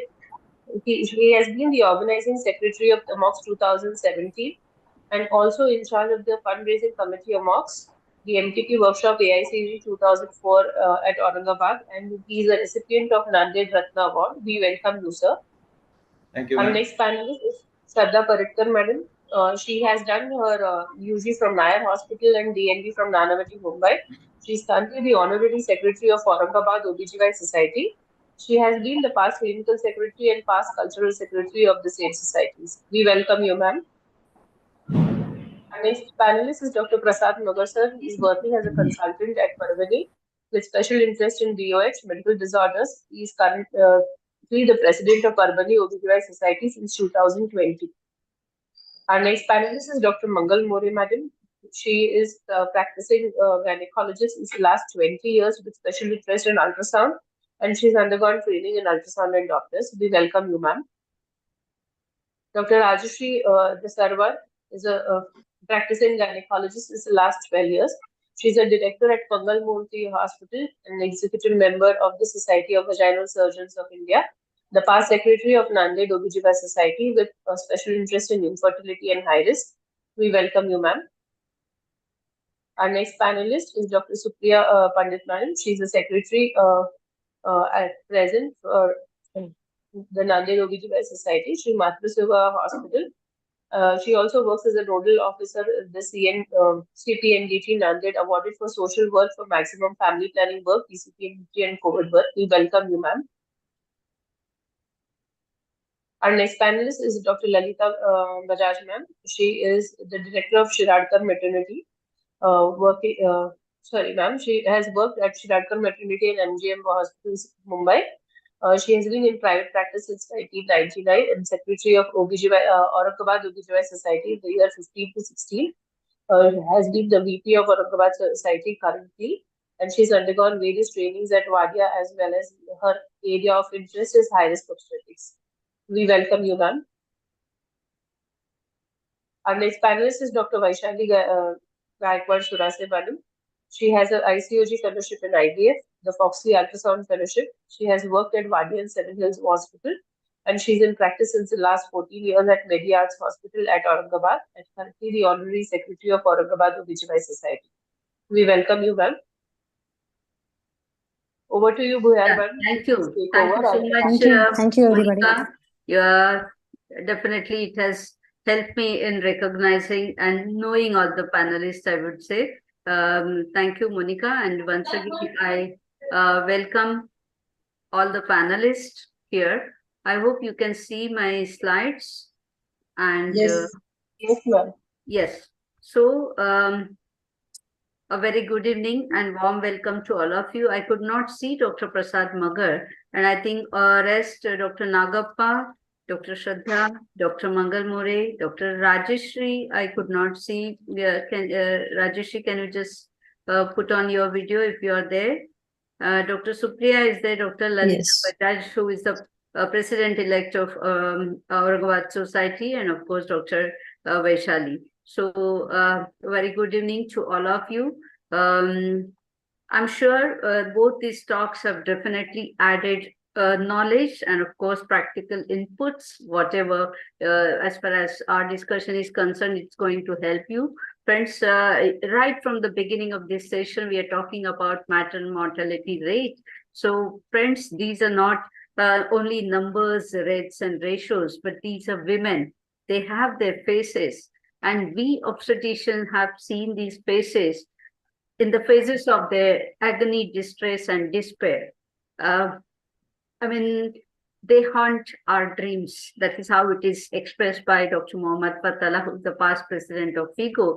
And also Ian Donald had also expressed in similar way, saying that, looking back over the clinical times, one tend to forget the failures and we just take it for granted the success. But these are the failures which stand out like keloids. They they remind us of us for our failures, and they want the other people to learn from it.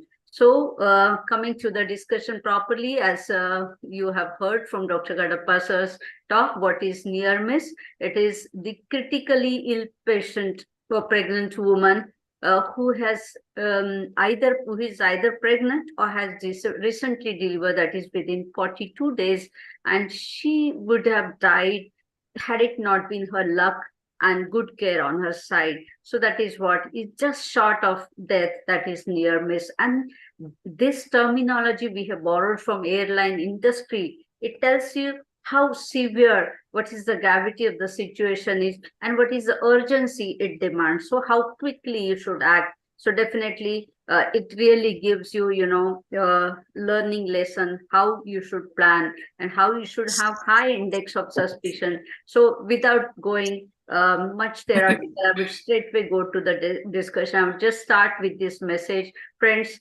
Never stop learning, because life never stops you teaching. Every case is a different learning experience. So be a good disciple and let us learn together. So we have this first case, I think for Dr. Nagappa. So one more introduction for Dr. Nagappa. I would say he is the past committee chairperson of Medical Disorders Committee of Amogs, which I am heading at present. So welcome, Dr. Nagappa. Thank you, ma'am. We have this second gravida, previous cesarean section, last childbirth 1.5 years back. She has, 7 days overdue. When you do her urine pregnancy test, it is positive. So she says that in spite of having contraception, she conceived. So she doesn't want this pregnancy and asks you for medical empty pills. So you give her empty pills and you ask her to come back after 7 days. The patient, on 6th day, she was brought by the relatives in a collapsed state at late night. And when she's brought to the hospital, pulse rate is 130 to 140 and blood pressure is 70, pallor is plus. So Dr. Nagappa, what is your differential diagnosis for this particular case? What investigations would help you coming to the diagnosis, and how would you manage this case? Good evening, ma'am. Good evening, everyone. Good. Yes, ma'am. Clearly, from the history, it is near clear that I will diagnose it as a probably ruptured tubal pregnancy, ectopic pregnancy. Any differential diagnosis you can have on this? Apart from the tubal ruptured ectopic pregnancy, any other ectopic pregnancy, I would say? Yes, ectopic pregnancy. Then in differential diagnosis, actually we can keep in the initially there's the ovarian cyst rupture. It may be a case of if there is a bleeding, then it can be case of incomplete abortion. No, then it can be a previous seizure, considering the previous seizure. Of ectopic, but from the history, yes, the history of her UPT positive and she has taken empty pills. So I would I am in more favor of a ruptured ectopic pregnancy. Okay. So what investigations you would like to do here?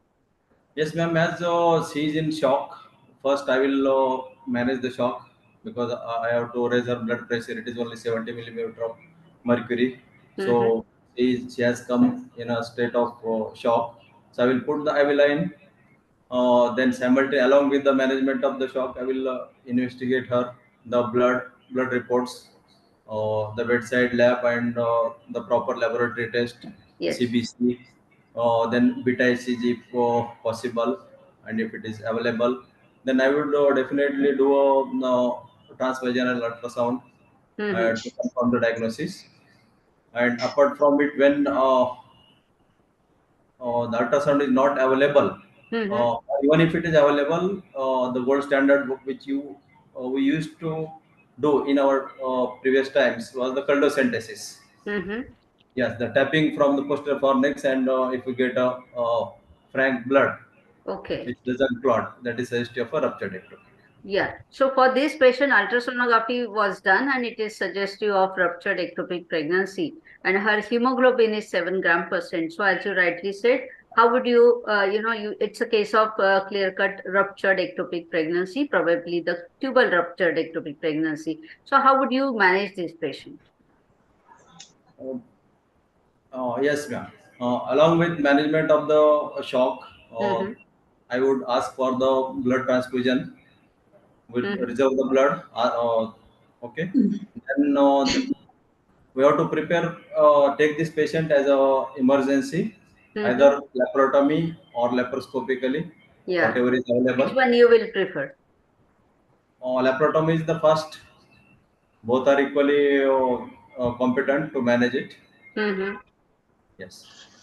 Yeah. So So naturally, previously we had, I would just, you have discussed this very well, Dr. Nagappa. Only one thing to add here. Previously, we used to say because it's a ruptured ectopy and the patient is in shock, so you should prefer, you know, laparotomy, the open procedure. But this doesn't hold true because people have become so expert in laparoscopy that within minutes they can, you know, do the suction and immediately they reach the bleeding point at the earliest, even faster than the open laparotomy. Okay, so if you are a good endoscopic surgeon, if you are well versed with the procedure, definitely you can, whatever procedure you are comfortable with, and whether you have the expert hand, accordingly you can plan for laparotomy or laparoscopy. And of course, whether it is a salpingectomy or a conservative surgery, that you can take the decision intraoperatively. So this yes. patient you have managed very well. Any learning lessons, any message you want to give, Dr. Nagappa, right from the beginning, with how you prescribe, how you counsel, and all those things? Yes, ma'am. Since last almost decade and 1.5 decade, we have been using RE486 misoprostol and mifeprostol combination Yes. in our routine practices. But unfortunately, it was available over the counter without prescription of authorized medical practitioner or a gynecologist. Yes. So that has resulted in many complications as one of these cases.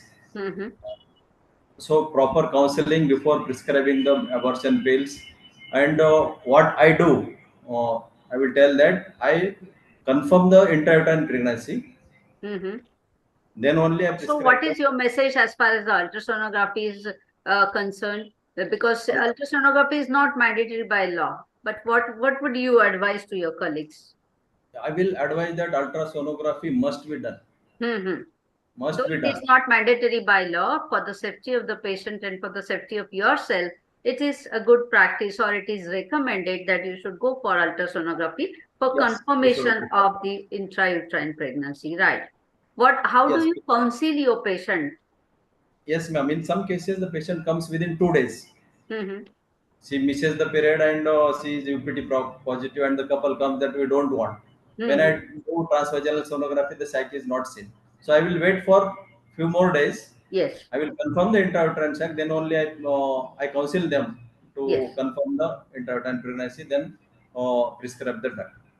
Definitely. So, for a practitioner, for an obstetrician, it is not at all a problem that you can definitely prescribe. But even if for RMPs, you know, the government has given authority for them to prescribe the empty pills. Only precaution is they are supposed to be, you know, attached to some of the obstetric hospitals where, you know, they can refer their patient as an emergency. And here there should be a coordination from the gynecologist, between the gynecologist and the registered medical practitioner or the prior practitioner at the periphery. There should be a MOU between them, and it should be, you know, displayed at their clinic that, you know, such and such, if such and such problem happens, immediately this hospital can take care of it. So all these are the medical, legal, and legal aspects. So thank you, Nagappa, for discussing this case very nicely. Now we move on to the second case. We have this 36-year-old woman who conceived after, you know, IUI. Her husband stays in Dubai and she lives in a village. Because it was a precious pregnancy, she came to you regularly for up to 24 weeks. And hearing that everything is normal, now she's moved on to the village where she was staying initially. One fine day, she suddenly, you know, at 34 weeks, she reported to the hospital that was a PHC with mild pain in abdomen and pedal edema. When the blood pressure was taken, it was 176 by 116 millimeter of mercury, and whatever investigations were possible there, they were apparently normal. Her blood pressure was high, so the medical officer there, he started tablet nifedipine retard, you know. tablet nifedipine 176 by 116. The patient was advised admission at higher centers, and she was counseled for the possibility of early delivery. So this patient did not listen to the doctor, and after 2 days she went to the higher center where the blood pressure was 168 by 110 with the tablet nifedipine twice a day. Here, this doctor added tablet labetalol to this, and then he started magnesium sulfate. So, because there were all facilities available, cesarean section was done.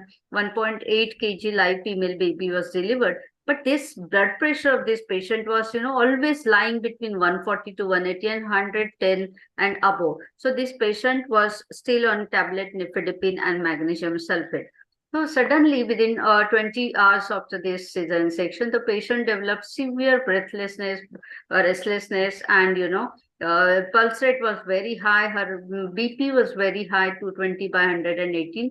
So Shraddha, her oxygen saturation dropped down to 70%.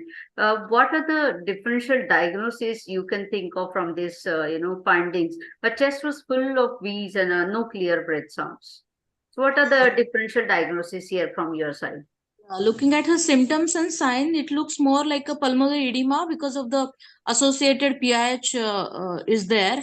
And others are like pulmonary embolism or a peripartum cardiomyopathy, or rarely like pneumonia or a bronchial plugging or a congestive cardiac failure is possible. But I think pulmonary edema is the more probable Yes, diagnosis. looking at the catastrophic findings, pulmonary edema or pulmonary embolism, these are the two closest, diagnosis here. So naturally, we did have further investigations and we came to the diagnosis that this is pulmonary edema. So how would you manage these patients? Yes, ma'am. The usual, because she is in almost like shock, so routine like this should be in the upright sitting posture, and airway circulation should be taken care in of. shock, we give head low position. So this patient is overloaded. So it's propped up position. Yes, for preload reduction, she should be in the upright sitting posture, and we should start high flow oxygen through mask or a nasal cannula. And if it's not managed with 100% oxygen, 20 liter per minute, then mechanical ventilation may be thought of. A strict control of fluid balance about intake and urine output should be strictly measured. What about Lasix? Yeah, diuretics like Lasix should be started 40 to 80 mg slowly. And antihypertensives are usually very important, like nifedipine or a nitroglycerin, like 0.4 mg every 5 minutes.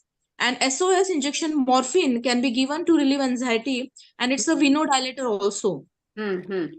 Both actions will be there. Okay, so you have see propped up position, 100% oxygenation. Lasix is the major breakthrough. This is a patient where even when now basically this patient, the baby is already out, so there is no question whether to give or not to give. Even with the baby in situ, Lasix, this is the only indication where you can give Lasix, and not a pediatric dosage, but 40 to 80 milligram as a bolus, as you have rightly mentioned. But antihypertensives, as far as possible, as an obstetrician, what we can use at the earliest is injectable labetalol, which is very safe to use. And definitely, if you have, by the time you do these basic, resuscitative measures, and then you call for help, you call your anesthetist, call your physician or intensivist, whosoever is available.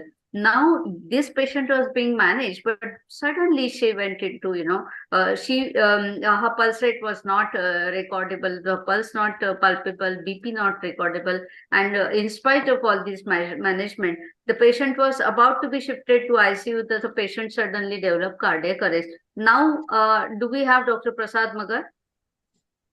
You can continue with this, Dr. Shraddha, that now this patient landed up into cardiac arrest. So how should you manage the cardiac arrest? As Dr. Gadappa rightly said, a high dependency unit or a referral unit should be nearby. The ICU facility should be there. If call for help, the other gynacs and other physicians, if you know, and she should be given CPR, put on ventilator, and try to revive her. Control her BP and saturation should be kept up to 90%. The major role of cardiopulmonary resuscitation, most important. Yes, CPR. And And after 1 hour, if she is stable, her respiration is spontaneous and BP is controlled, then I think referring is the best gynae can do. Okay. So you have managed this patient here. Now this patient is managed in ICU. The patient was being shifted to ICU. So they could manage it in ICU because they had ICU. So naturally, before the patient gets worsened to this level, you should refer the patient timely to the tertiary care unit or the HDU or ICU. That is what the message from this case. Now I would once again go back and ask you, Shraddha, what went wrong and at what stage? Was it really preventable? You can, have the summary of this case once again. See, this patient having such a high blood pressure and what medication she has received. Hello? I think labetalol was not started early. Yeah, but for severe hypertension, what is the drug of choice? The severe hypertension. See 176 by 116. It's a severe hypertension. Yes. So you have only two drugs of choice. One is capsule nifedipine. It is not tablet nifedipine retard. And second is, of course, intravenous labetalol. So at first, so if you go back right from early pregnancy, considering you could have prevented even for developing the hypertensive disorders, which is so severe. So right from early pregnancy, considering it as ART pregnancy and her age and infertility, all these characteristics, then we could have screened her right from early pregnancy, whether she is prone for development of hypertensive disorders. We could have started her on tablet aspirin, low dose aspirin. So aspirin 75 and along with calcium and vitamin D. So that was a preventive aspect of this. And when the patient reported to you at the first visit 176 by 116, the antihypertensives of choice for this patient were oral nifedipine capsule or intravenous labetalol. So can somebody throw a light on how to give intravenous labetalol? It is very common practice nowadays. All of us are giving intravenous labetalol. Can we have Dr. Mangal More for this, or anybody?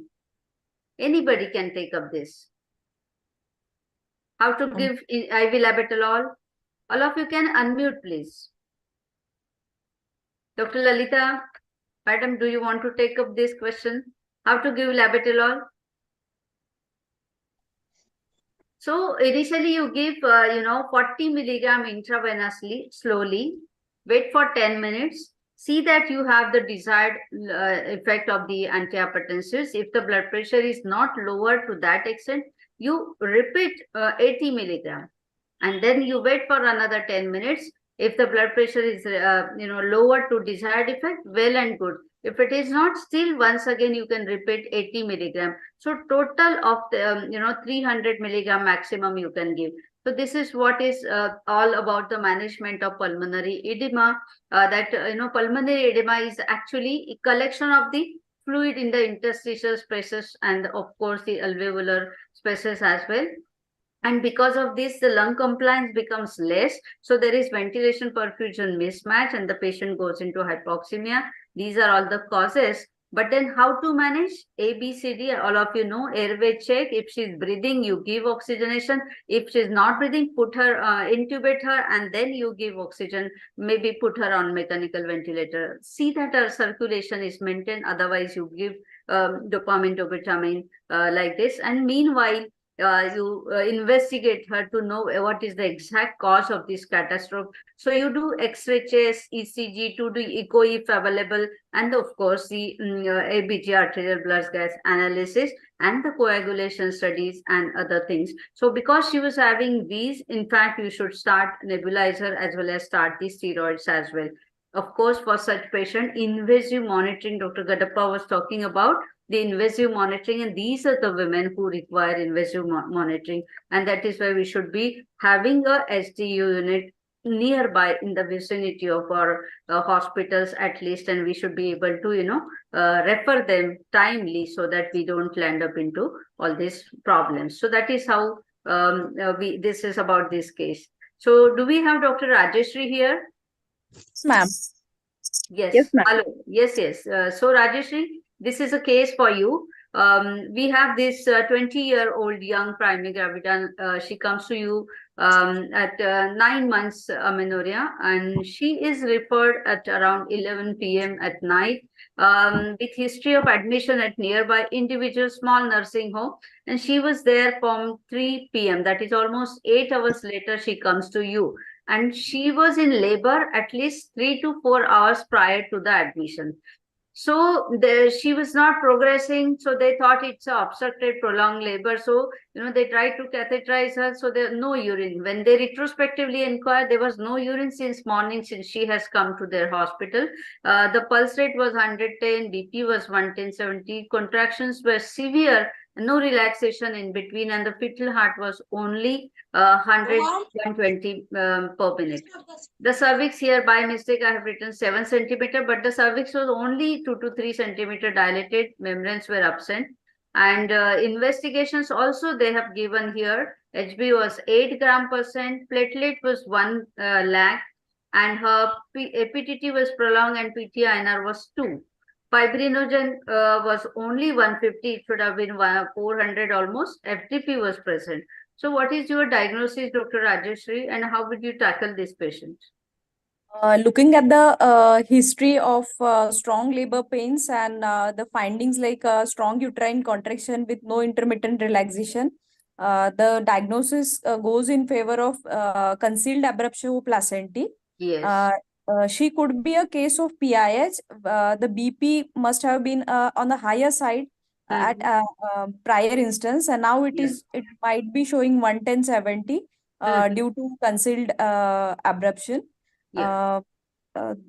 Almost so 30% she's got, of the she's got abruptio. Almost 30% of the cases are concealed abruption, and rest 70% cases are they are revealed form of abruption. But our patient is, suppose your diagnosis is this abruptio placentae.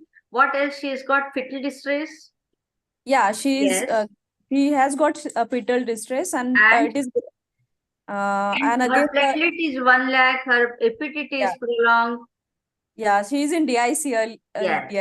So, and what about her anuria?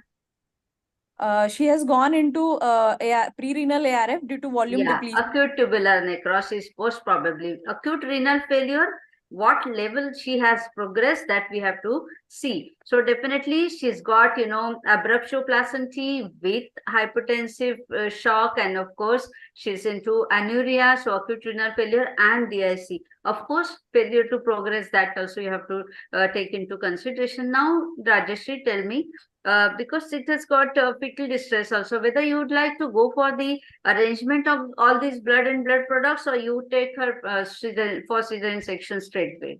Which one you would do first? I would like to simultaneously arrange for blood and take her for immediate cesarean section, because the more we wait, the more the placental separation will be, and there are chances of fetal demise and progression of this bleeding. So meanwhile you have to do the things. Yes, so both the things have to be managed simultaneously. Meanwhile, you arrange for you call for help, call your colleagues, call your senior obstetrician, anesthetist, of course, the neonatologist, you prepare for OT, and simultaneously you order for massive transfusion protocol, because DIC, you don't know how many pints of blood and blood products you will require. This is just to grade the DIC, but all these aspects you are supposed to manage. So naturally, aggressive fluid management. So by the time your blood is getting ready, you have to give aggressive fluid management and give Lasix, so that you also know whether it is acute reversible renal failure, that is acute tubular necrosis, or she has progressed to acute cortical necrosis, from where it is really difficult to bring her back. So that is how we have to manage this patient very aggressively. Now, expedition of delivery, as you have said very rightly, that is, you have to do emergency cesarean section. The more time you allow for the abruption also to progress, so the abruption delivery intervals makes the patient more prone for DIC. So here in this case, it will worsen her DIC. So naturally, all these blood and blood products you have to give. So you have to consider this as a dire emergency for the mother as well as baby, and you have to manage it accordingly. Coming to the massive transfusion protocols, we will discuss it with the next patient. So Dr. Supriya, we come to you now.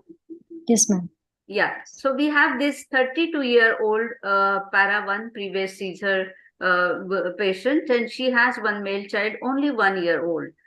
She comes to you with bleeding PV, and this is her first visit to you during her 6th month because of the transfer of her husband. So at some other hospital, some other place, she was registered, and now on further inquiry, she gives you history of early pregnancy spotting also.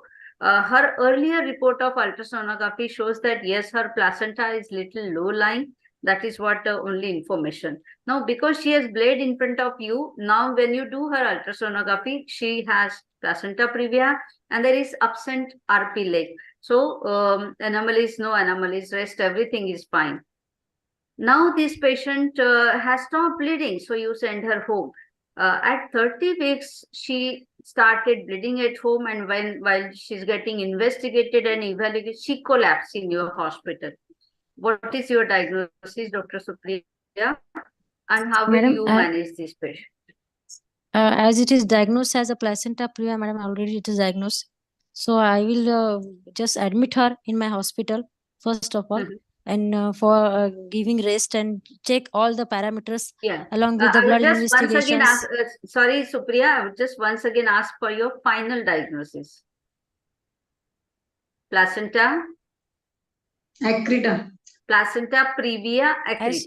Placenta, there is a... Yes. Absent Placenta RP. Yes. previa, yes. So she's got that sonolucent zone is absent. Okay, retroplacental sonolucent zone is absent. So it's not only placenta previa, but it is placenta previa accreta.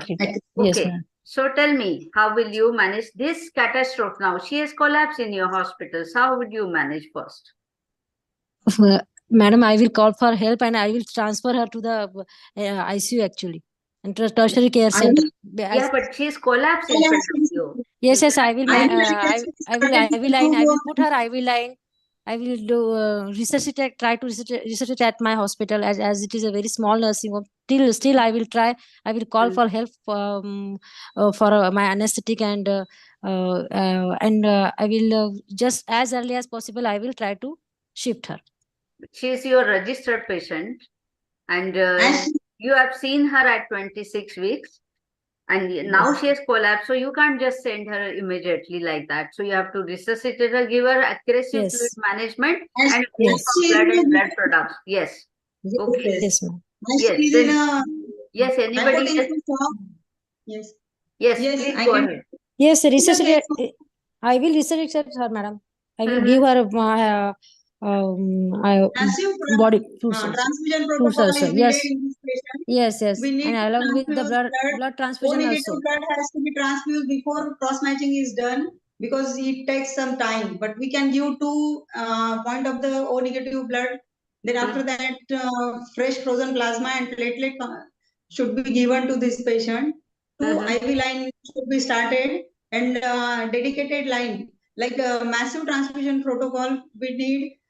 We should have some protocol like 1:1:1. Yeah, but then we are the patient is in shock. Is it only the blood and blood products or something? What will relieve of her bleeding? IV crystallite should be started with 2 liters of the IV crystallite fluid we can give. Yes, first and foremost, aggressive fluid resuscitation. Meanwhile, you for your OT and blood products. But then you plan for the surgery, the definitive surgery. Otherwise, keep on bleeding. She will keep on bleeding. You will infuse from this and she will bleed. Yes. For definitive surgery, like termination of pregnancy is indicated in this case, as patient is profusely bleeding. How will you terminate the pregnancy? Caesarean section is indicated with hysterectomy because we can't have hysterectomy. Yes, ma'am. Yes. So that we can't have a conservative approach in this patient. Okay. So what will you talk to the relatives now? Tell me. See, you have your teams ready. You have planned for blood and blood products. You have prepared the OT. Meanwhile, you need to, your team is working for it. You need to talk to the relatives. So what will you talk to the relatives? Once the patient is diagnosed of placenta previa. No, not now. Not then. Not then. Right now, when the patient is collapsed, what will you talk to the relatives? That what are we supposed to do? How will you inform them? Tell me. We have to take written consent about the seriousness. We have to inform her everything, that she is in shock. She had blood like So what everything? anything. That is what I am Trying our asking. level best. She may need transfer to ICU. First She and may need foremost, you are hysterectomy. taking her for We should inform madam hysterectomy. everything. Consent about the hysterectomy and cesarean section has to be Yes, taken. yes. Life saving, we are doing everything. So on table death consent has On to be table death, there. yes, correct. Okay. What about the blood and blood products? Whether she will need massive blood transfusion protocol to be initiated, and even the blood products can have adverse reactions, transfusion reactions. So all this consent has to be a single consent before starting the procedure as an informed written consent. And what have you all forgotten? What about the baby? How will you talk to the patient and the relatives about the baby? What will you say? 30 weeks pregnancy. There is no chance about the baby. Very less chances. No. Even if the baby is Actually, it is baby may according to the Need NICU. position need, have and to be, if yes. we have given Dexa already, then it is we can save the baby also, ma'am. FHs are there or no, FHs located or not on ultrasound photo. No, no, that is okay. 28 week we can save baby. That is okay, but what are you supposed to tell them? That even if we are doing emergency cesarean section, because the baby is only 30 weeks, the chances of survival of this baby will be quite less. The baby will need to be shifted to NICU urgently, and whatever possible, best possible, you will be trying from your side, but the results are not assured because the condition is so serious. Okay. Yes. Then, of course, the question will come to you from the relatives. Could this have been prevented, doctor? Yes. So, Yes, whether this case was diagnosed earlier, so whether could you have given prophylactic os tightening? Could you have started the tocolysis? What precautions? There is no role of os tightening. One question, one person only. Could this have been prevented? Yes, that is a concern. Yes. Once she was diagnosed, once she was diagnosed as placenta previa, that time only she should have been informed, and family members should be informed about the seriousness about the condition. She can bleed at any time. She should have been informed, or she should have been hospitalized first. That is a question. Yes. Once she bleed, you have given in history that her husband transfer was there, and that's why she has too much exertion. I think so. That exertion can create precipitate but then she has come to you at 26 weeks, and this mishap happened at 30 weeks. Will that 1 month count? Yes, that time also we should have informed everything to the patient and relative. Yes. It may not be possible for the hospitalization throughout the 9 months, after 6 months also, but we should have informed them that she needs strict bed rest and everything about regarding the rest. And chances of she can bleed emergency. Any difference of opinion, Rajeshri, from your side, Nagappa? Yes, So, ma'am. ma'am, I will advise her, ma'am. I will ask one by one. Dr. Nagappa, when at 6 months she came to you and she bled that time, even though the bleeding stopped, she was diagnosed case of placenta previa accreta. Whether you should admit her, whether you should reserve blood for her, whether you should talk to the relatives regarding the potential bomb she is for you. Yes, definitely, ma'am. She is a potential bomb. I will address the first question first. It was very much preventable if she would have been counseled properly at the time of first cesarean section, because her baby is only 1 year old. As you said, the baby is only 1 year old, so she should have been advised contraception. Perfect. Yes, and the anterior placenta previa should always raise the suspicion of accretia. Even if it is not anterior, I would say that any placenta, for every patient, nowadays it's a dictum that whenever you're doing the anomaly scan, Even RCOG says that any low-lying placenta, for that matter, at 16 to 20 weeks, you should scan for or look for the retroplacental sonolucent zone, and maybe I think try to label it that time itself and try to identify and make it as a high risk. Okay. Yes. So Role when she of came, prophylactic os tightening. ma'am, I don't think so. That would have helped her. In fact, the message from this forum is it should never be done, because the only indication for os tightening is short cervix. And here, if the patient has low-lying placenta, and if the cervix is short at that time, maybe you can prick the placenta itself. In fact, the catastrophe can happen that time itself. So no role for prophylactic os tightening here. Any role of tocolysis? No. No role of tocolysis. No, ma'am. No. This is there. All of If you there are is no correct. No role of tocolysis. What precautions to be advised? Dr. Lalita has already answered these precautions. Only one difference of opinion. I think all of you can, anybody of you can say. She has said no need to hospitalize. Any difference of opinion here? Madam, I would like to hospitalize her at her first bout of bleeding, and I'll keep her admitted till delivery. At least you will explain the patient and relatives that because it is a placenta previa, that is a central placenta previa, anytime she is going to bleed, whether she is at home or in the hospital, she may bleed at any point of time. But it is better that she stays in the hospital and the blood is reserved, so that anytime she bleeds, we can take a proper action. That is what the message is. Even if she is hospitalized and the blood is reserved, sometimes she may bleed profusely and we may have to go for emergency operative procedure, irrespective of the gestational age and the condition of the baby. So it is for the life of the mother. This procedure is for saving the life of the mother. Okay, now these are the RCOG green top guidelines I was talking about, that even when you find the low-lying placenta, even at 16 weeks, or maybe at anomaly scan, you identify, label it as low-lying placenta. And of course, you have to measure the cervical length also, because from this you can make out that if it is a short cervix, the lower segment will form earlier and she may start bleeding earlier. That's the only indication it can give you. Prophylactic os tightening absolutely has no role. Tocolysis also has no role. So what question remains is, what special precautions do you take while taking this patient for operative procedure? Right from the beginning, what special precautions do you want to take this for this patient? As somebody said rightly, preferably you advise this patient to go to the tertiary care centers initially itself. When she is diagnosed at having Acrita, that is the best time you refer her to tertiary care center, right? Okay. Anybody, any opinion, difference of opinion here? Once the patient is diagnosed, he should be told to go to the tertiary care center. And as you have already told that the patient came in at 28 week only, 26 week for the first. Yes.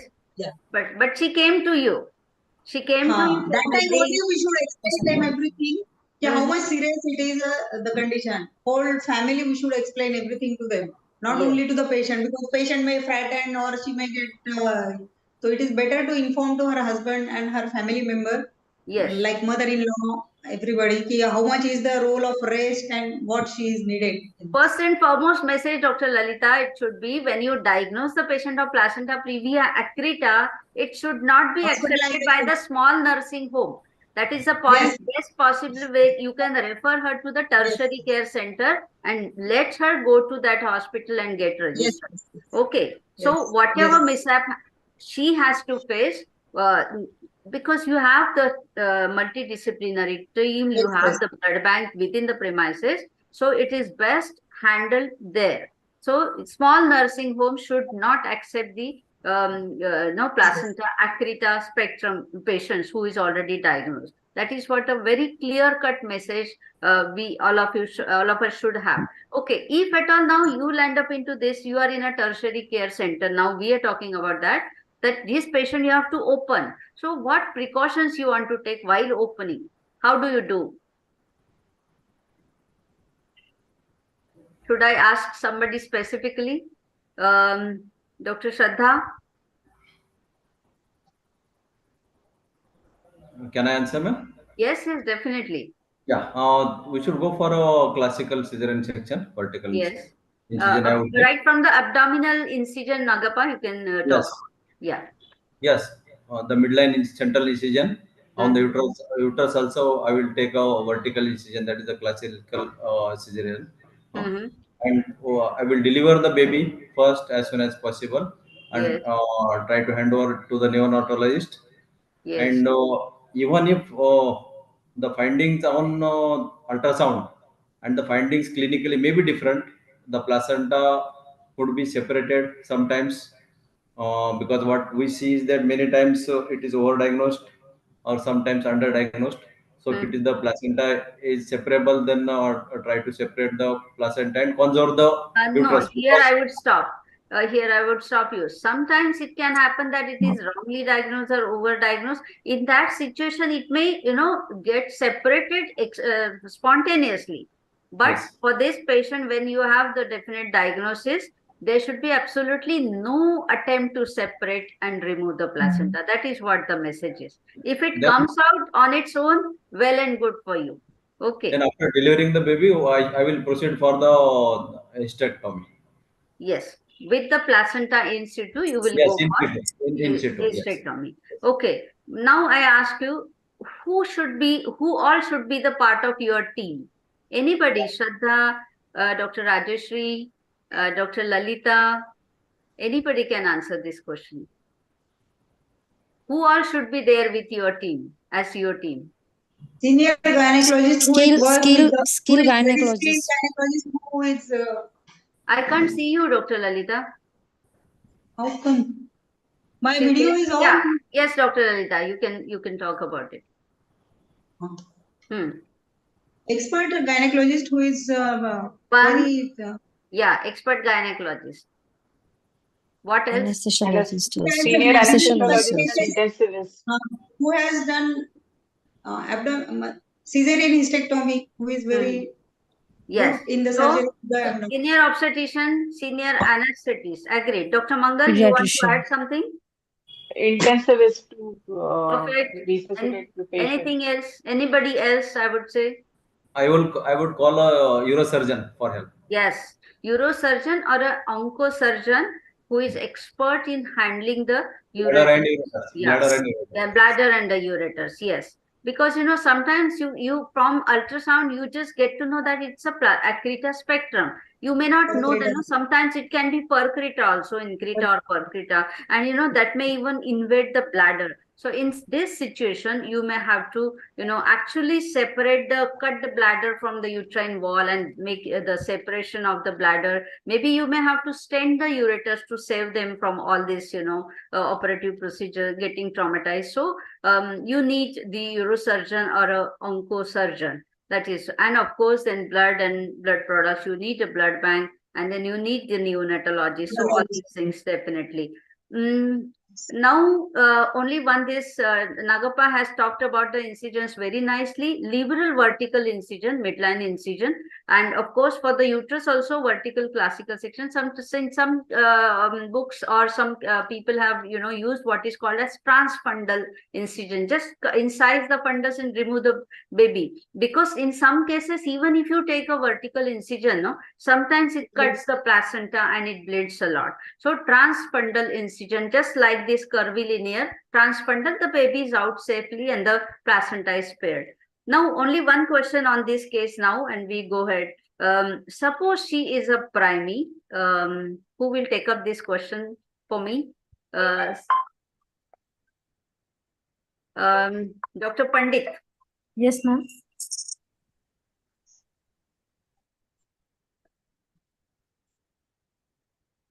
So you have this, suppose she is a primey, and when you do ultrasound, you find that it's a patchy adherence, okay? And this baby is also, you're not sure because it's only 30 weeks. And they're absolutely not willing for hysterectomy. Do we have any backup plan for conservative surgery? If at all, yes, what is it? Ma'am, after delivering the baby, I would like to just put placenta in situ only. After as per my knowledge, it will be. No, the evidence doesn't support this. You tried embolization before starting cesarean, is it? That will reduce your bleeding. That is okay. But she's not absolutely willing for hysterectomy. So what is the solution for that? That is what I'm asking you. What conservative surgery can be done? And how do you ligation? You tried ligation. What to do with the uterus and the placenta? We will keep placenta in situ, madam, only. It will deliver by its own after. Ligation and methotrexate is given after. Okay. So if all of you have finished, I just tell you that I think the obstetrician of my generation have done this on quite few occasions, but this has not helped in majority of these cases. In some cases, the placenta gets necrosed and just expels out. That is the most, I would say, a fortunate situation. But it has happened in many cases that the placenta gets necrosed, the patient becomes septic, she goes into septicemia. Either she bleeds profusely as secondary PPH, or she goes into septicemic shock, and you may lose the patient that time. Or that time you may need hysterectomy, which becomes the worst part of it. Okay, so keeping the placenta in situ, giving methotrexate was an old practice which is not accepted by the evidence. The evidence says either you remove the uterus and the placenta in situ, or second is when you have this patchy adherence and when you have all these conditions where you want to conserve the uterus, there is a procedure called as triple P procedure. So what you have to do is, because you know that it's a patchy adherence, it's not uniformly adherent. So sometimes, because the placenta gets separated on its own at some places. So naturally it starts bleeding because the rest of the placenta is adherent. So here you do, one is you do a stepwise pelvic devascularization. First piece, placental mapping. You map the placenta up to what extent your placenta lies and where you have the, patchy adherence. Secondly, you do selective stepwise devascularization, and then what is called as the myometrial resection. So patchy adherence, so you remove the myometrium in patches and you close it properly to achieve the hemostasis. So that is what is called as triple P procedure, where in extreme situations where the patient doesn't have live baby, or the patient has patchy adherence and now she is absolutely not willing, that too with informed consent that any time this procedure may fail, the patient may bleed, and you may have to go for hysterectomy. That is what the informed consent is. Now, I think we go ahead with the next case. And I think that will be a last case. Should we discuss about the blood and blood products, or we are okay with it? Yes, Shraddha, Dr. Shraddha, you want to take up this? Yeah, ma'am. Blood products. Yeah. Blood products, a little bit studied, ma'am. We have different possibilities where the PCV, where the red cells are concentrated up to hematocrit up to 75%. That can be stored at 2 to 6 degrees Celsius at for 42 days. Up to 42 days you can save it, and 1 unit can raise hematocrit by 3% and hemoglobin by 1 gram per dl. Then we have platelets, which has a shelf life of 24 hours, and new plastic containers are available now that allows the platelets to be kept up to 5 days, and they should be stored with continuous agitation to avoid clumping. And indications, if the platelet count is less than 50,000, then only we should go ahead with the platelet this thing. Then we have fresh frozen plasma, where 1 unit the indication again is bleeding with multiple coagulation factor deficiency, DIC, etc. Has a shelf life of 1 year and stored at minus 18 degrees centigrade, and should be thawed, and if once thawed should be used within 24 hours. And then lastly, we have cryoprecipitate. Then the indication again is, it has a shelf. Fibrinogen deficiency and of course factor 8 and 1 millibrand disease. So all these are, basically what we are concerned about. Whenever you have volume deficit, you go for whole blood. Whenever you have severe, anemia or hemoglobin loss, you go for Paxil volume. Whenever you have hypofibrinogenemia, that is a case where you have to use the FFP. And as you said, it is 240 ml. And how much, how many units you require for getting the 150 milligram percent fibrinogen? How do you calculate that? Yeah, approximately 10 bags will increase by 75 milligram, ma'am. Yeah, yes. In fact, 50 milligram per bag, so that is almost 150 milligram and 10 units. Okay, so that is what the practical calculation. And you give it 1:1, the FFP and Paxil. And then, of course, if facilities are available, you can use the cryoprecipitate. So I think this is a case. Do we have Dr. Prasad Magar? So should we skip this case? I think we take the last case now. Yeah. So Dr. Supriya, this is a case for you. We have this grand multipara admitted to emergency ward at 11 p.m. with obstructed labor. The pulse rate is high, blood pressure is 130/80, maternal exhaustion, thick meconium strain liquor. So prolonged obstructed labor with thick meconium strain liquor and large size baby. So antibiotics were given and you have taken up this patient for cesarean section. Because it was a very large baby, there was slight extension of the uterine incision, but it was repaired well and there was absolutely no bleeding. After shifting the patient to the ward, after around an hour or so, the patient suddenly could, her blood pressure was 80, pulse was very thready, her respiration was disturbed, the look was drowsy, confused, and she had a nauseating tendency, vomiting tendency. There was absolutely no bleeding from vagina and no bleeding from even the, operative side. What do you feel the diagnosis is, Dr. Supriya, and how would you tackle this patient? Ma'am, my first diagnosis will be as it is a grand multipara. My first and after here though no CBC report is attached here, and I would like to see the CBC report, and after that if it is a high you are facing this patient without any fresh investigation. Her pre-operative investigations, routine investigations were done and they were all normal. And this patient has not bled significantly intraoperatively and she's not bleeding right now also. Madam, I will do, first of all, I will resuscitate her because her BP is very 80. So I would like to resuscitate her with the IV fluids and with vasopressors, and I will call for help, first of all, for my anesthetic. And we will, there is no bleeding. Although there is no bleeding, we will try to, what is the reason, find out the reason. What is the reason non-hemorrhagic? This is non-hemorrhagic. Yes, it is non-hemorrhagic. So I would like to bedside some investigations. Yeah. Along with the ECG and along with the X-ray, if it is available there, I will try to do that also. Yeah, all have been done. X-ray, ECG, everything is normal.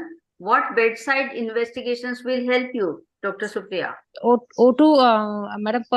First of all, the blood gas analysis also should be done. Bedside, because we will send those investigations, but immediately to know, because she's not bleeding, so why she has developed this collapse? So what bedside investigations? Anybody can blood sugar has to be done. It can be good. As the baby is large size 4 kg and obstructed labor in grand multi, it is a rare thing. It could be diabetes, as she is grand multi, she may be elderly. So there are chances of gestational diabetes are more. So blood sugar level, bedside we can get it done. If it is blood sugar is high, we have to start. So I'm telling you, Dr. Lalita, I'm telling you that her bedside investigations were done. Her hemoglobin was 10.8 gram per cent and the sugar was very high, almost 550. Okay, the urine sugar, which was done by dipstick method, 3+ and the ketones were 2+. What is your diagnosis now? diabetic Surely ketoacidosis. diabetes. Patient is in diabetic Yes. ketoacidosis, so Yes. normal saline has to be started, and Hmm. insulin is to be given, like short acting,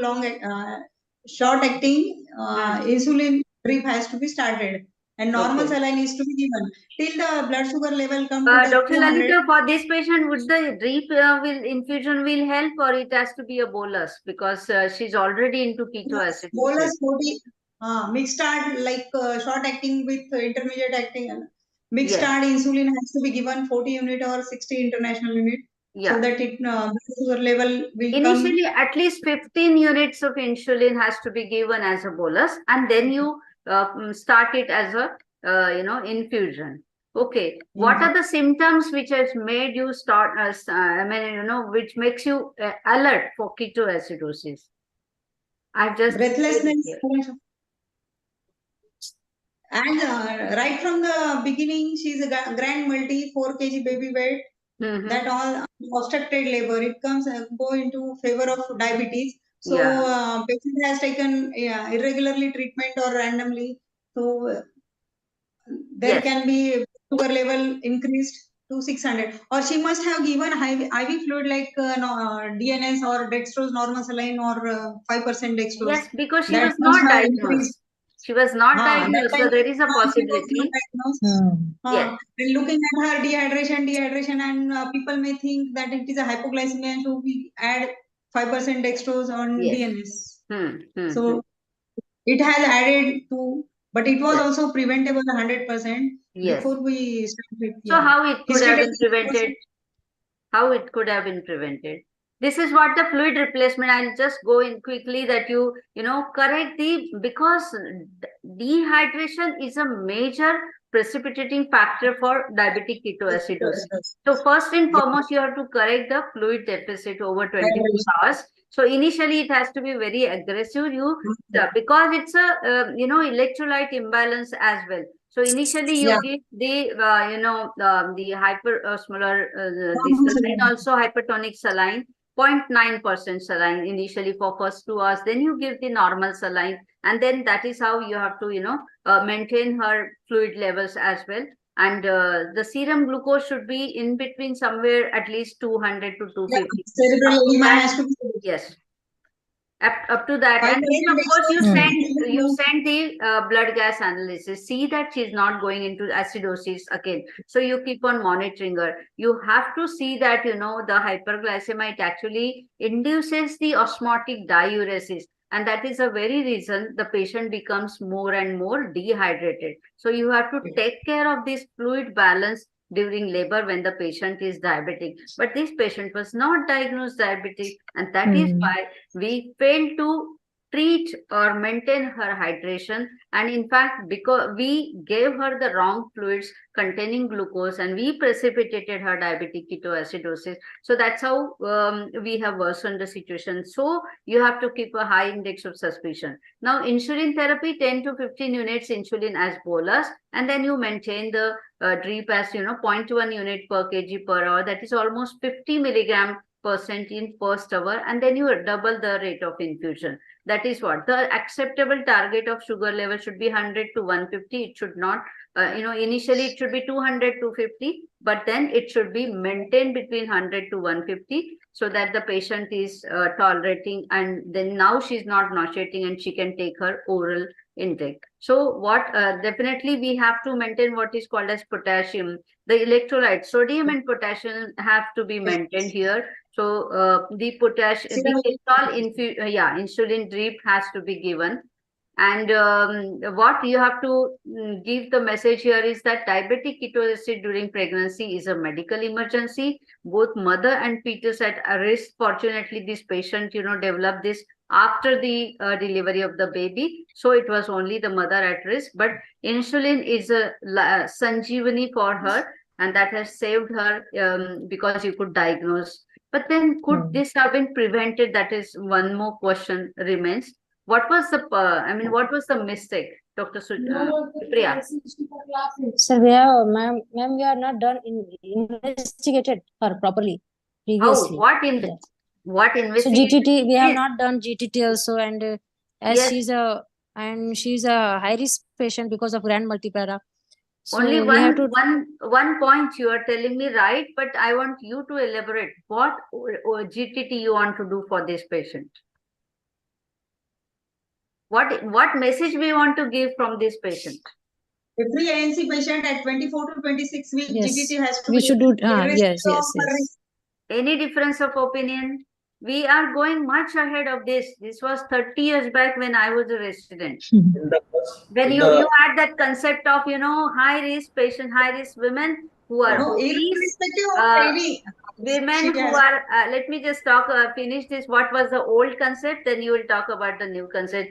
Age above 35, family history of diabetes, obesity, and the patient who are treated for, PCOS. These were supposed to be high risk, and only those women were tested for, screen for diabetes. So that time it was called as high risk screening for diabetes. But the concept has totally changed. It should be universal screening at the very first point of antenatal contact. Okay. So at the very first antenatal visit, in fact, I have been practicing this since last 5 years. Every patient who comes to you, UPT positive, first thing she has to get her OGCT done, what is called as oral glucose challenge test. 75 gram. Yes. 75 Okay. gram. Nagappa, you can discuss how do you do that? Yes, ma'am. We ask her, irrespective of her status of whether she has taken meals, breakfast or not. When she comes to give a 75 gram glucon-D dissolved in 200 to 300 ml of water. Yeah. Ask her to drink over a period of approximately 10 minutes. Yeah. And we Note do down it the at time. I do it at 2 hours, after 2 hours. 2 hours. It is. 1 and 2 hours, ma'am. Yes. 1 and 2 hours and one fasting has to be No, said. no 1 and 2 hours. It is called as, the name itself is very suggestive. You keep it in mind. It is single state. Single state, 75 gram glucose, 2 hours post glucose OGCT. It is called as oral glucose challenge test. The patient need not be fasting, because you tell her, आज तुम्ही खाऊन आलाय उद्या या, तर ती येणारच नाही. ती 1 महिन्यानंतरच येईल परत. Okay. So not to miss any patients, not to miss any diagnosis. The patient, no need for her to be kneel by mouth, irrespective of her timing of the last meal, whether, whatever meal, she has to just consume that 75 gram of glucose dissolved in 300 ml of water, as Nagappa has very rightly described this, and she has to consume it over 5 to 10 minutes. Though it is very difficult during first trimester, all of you know, sometimes she may just vomit it out. But if she vomits within first half an hour, then we have to condemn or stop that test for that particular day, maybe some other day. But if she vomits after half an hour, still that is acceptable. And perfectly after 2 hours, you have to take a blood sample and you have to go for plasma glucose level. If it exceeds 140 milligram %, then it is called as OGCT positive. That means she is prone, she is a case of GDM, gestational diabetes mellitus. If it is more than 140, GDM.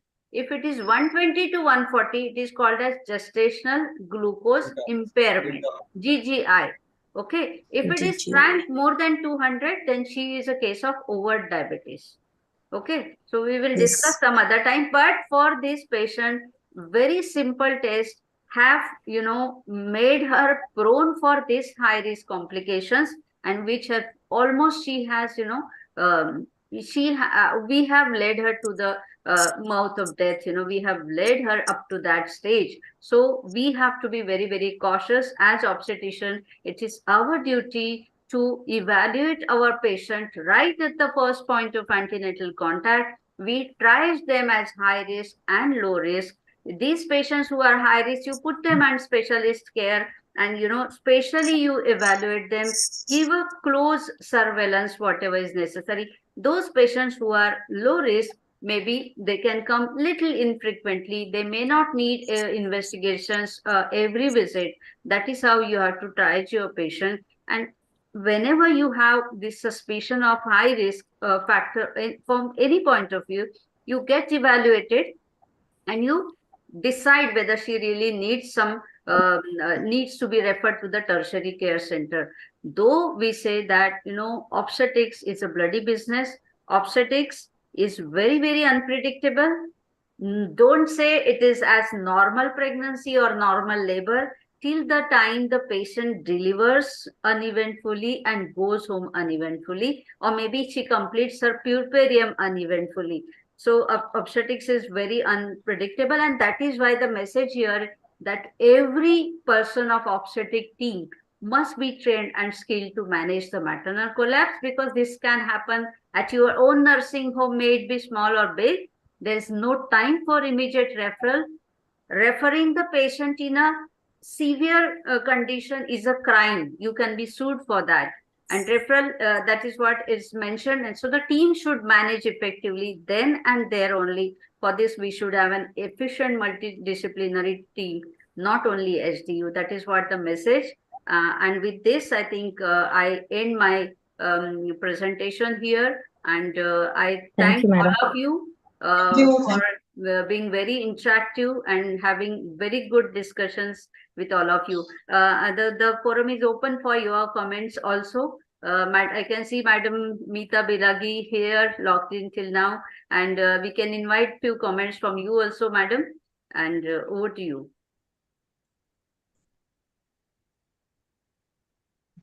It was a wonderfully conducted webinar, a real eye-opener for all of us. And I am very sure that the House, who has been sensitized today, will act in a better way to deal with such critical care patients. Thank you. Thank you so much, Madam. And all of you know me very well. I'm a very focused academician, though my all my posts are there as my introduction and so many national and international awards. But what I would like to tell for myself, that I'm a hard-working obstetrician. From 31 years, I have been practicing in a small town of Maharashtra, that is Yavatmal. And of course, I have enjoyed all the, being at the top as a top practitioner here. And I have enjoyed the academics also. With all of your blessings, I would say, and blessings of the seniors and your support, I have come up to this stage having various national posts, and I want to go ahead as Vice President Foxy. I'll be going again for these elections in 2024, and I request all of your support for this. Thank you. Thank you so much, Madam. Thank you so much. Thank you, ma'am. Thank you, everyone. Thank you, Nagappa. And over to you. I think Monica is busy. I think Dr. Sujit, you can take over.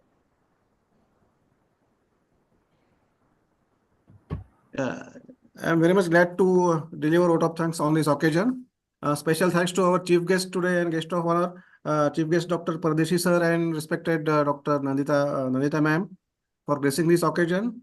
A lot of thanks to our guest of honor, Dr. Ajay Mane, and Dr. Sujata Dalve ma'am had not joined, but a lot of thanks to her also. A big thanks to our main speakers today, Dr. Veena and Dr. Gadappa sir, who have enlightened us with their knowledge. Many thanks to our chairpersons today, Dr. Krishna Pawar, Dr. Meeta Bilgi ma'am, Dr. Vinayak Khedkar sir. Big thanks to all panelists, Dr. Nagappa Niture sir, Dr. Mangal More, Dr. Shraddha, Dr. Prasad, Dr. Rajeshri, and Dr. Pandit ma'am, and Dr. Lalita. A special thanks to Shield Healthcare for providing this platform, and many thanks to those who have logged in for this webinar. Thank you. Thanks a lot. Thank you so much, Dr. Sujit, for taking abundant efforts for coordinating this event. Thank you so much. Thank you. Thank you, all my dear panelists and all the esteemed faculties and chairperson. Thank you so much. Thanks, Sahiti, for the flawless conduction of this program. Thank you. Thank you. Thank you.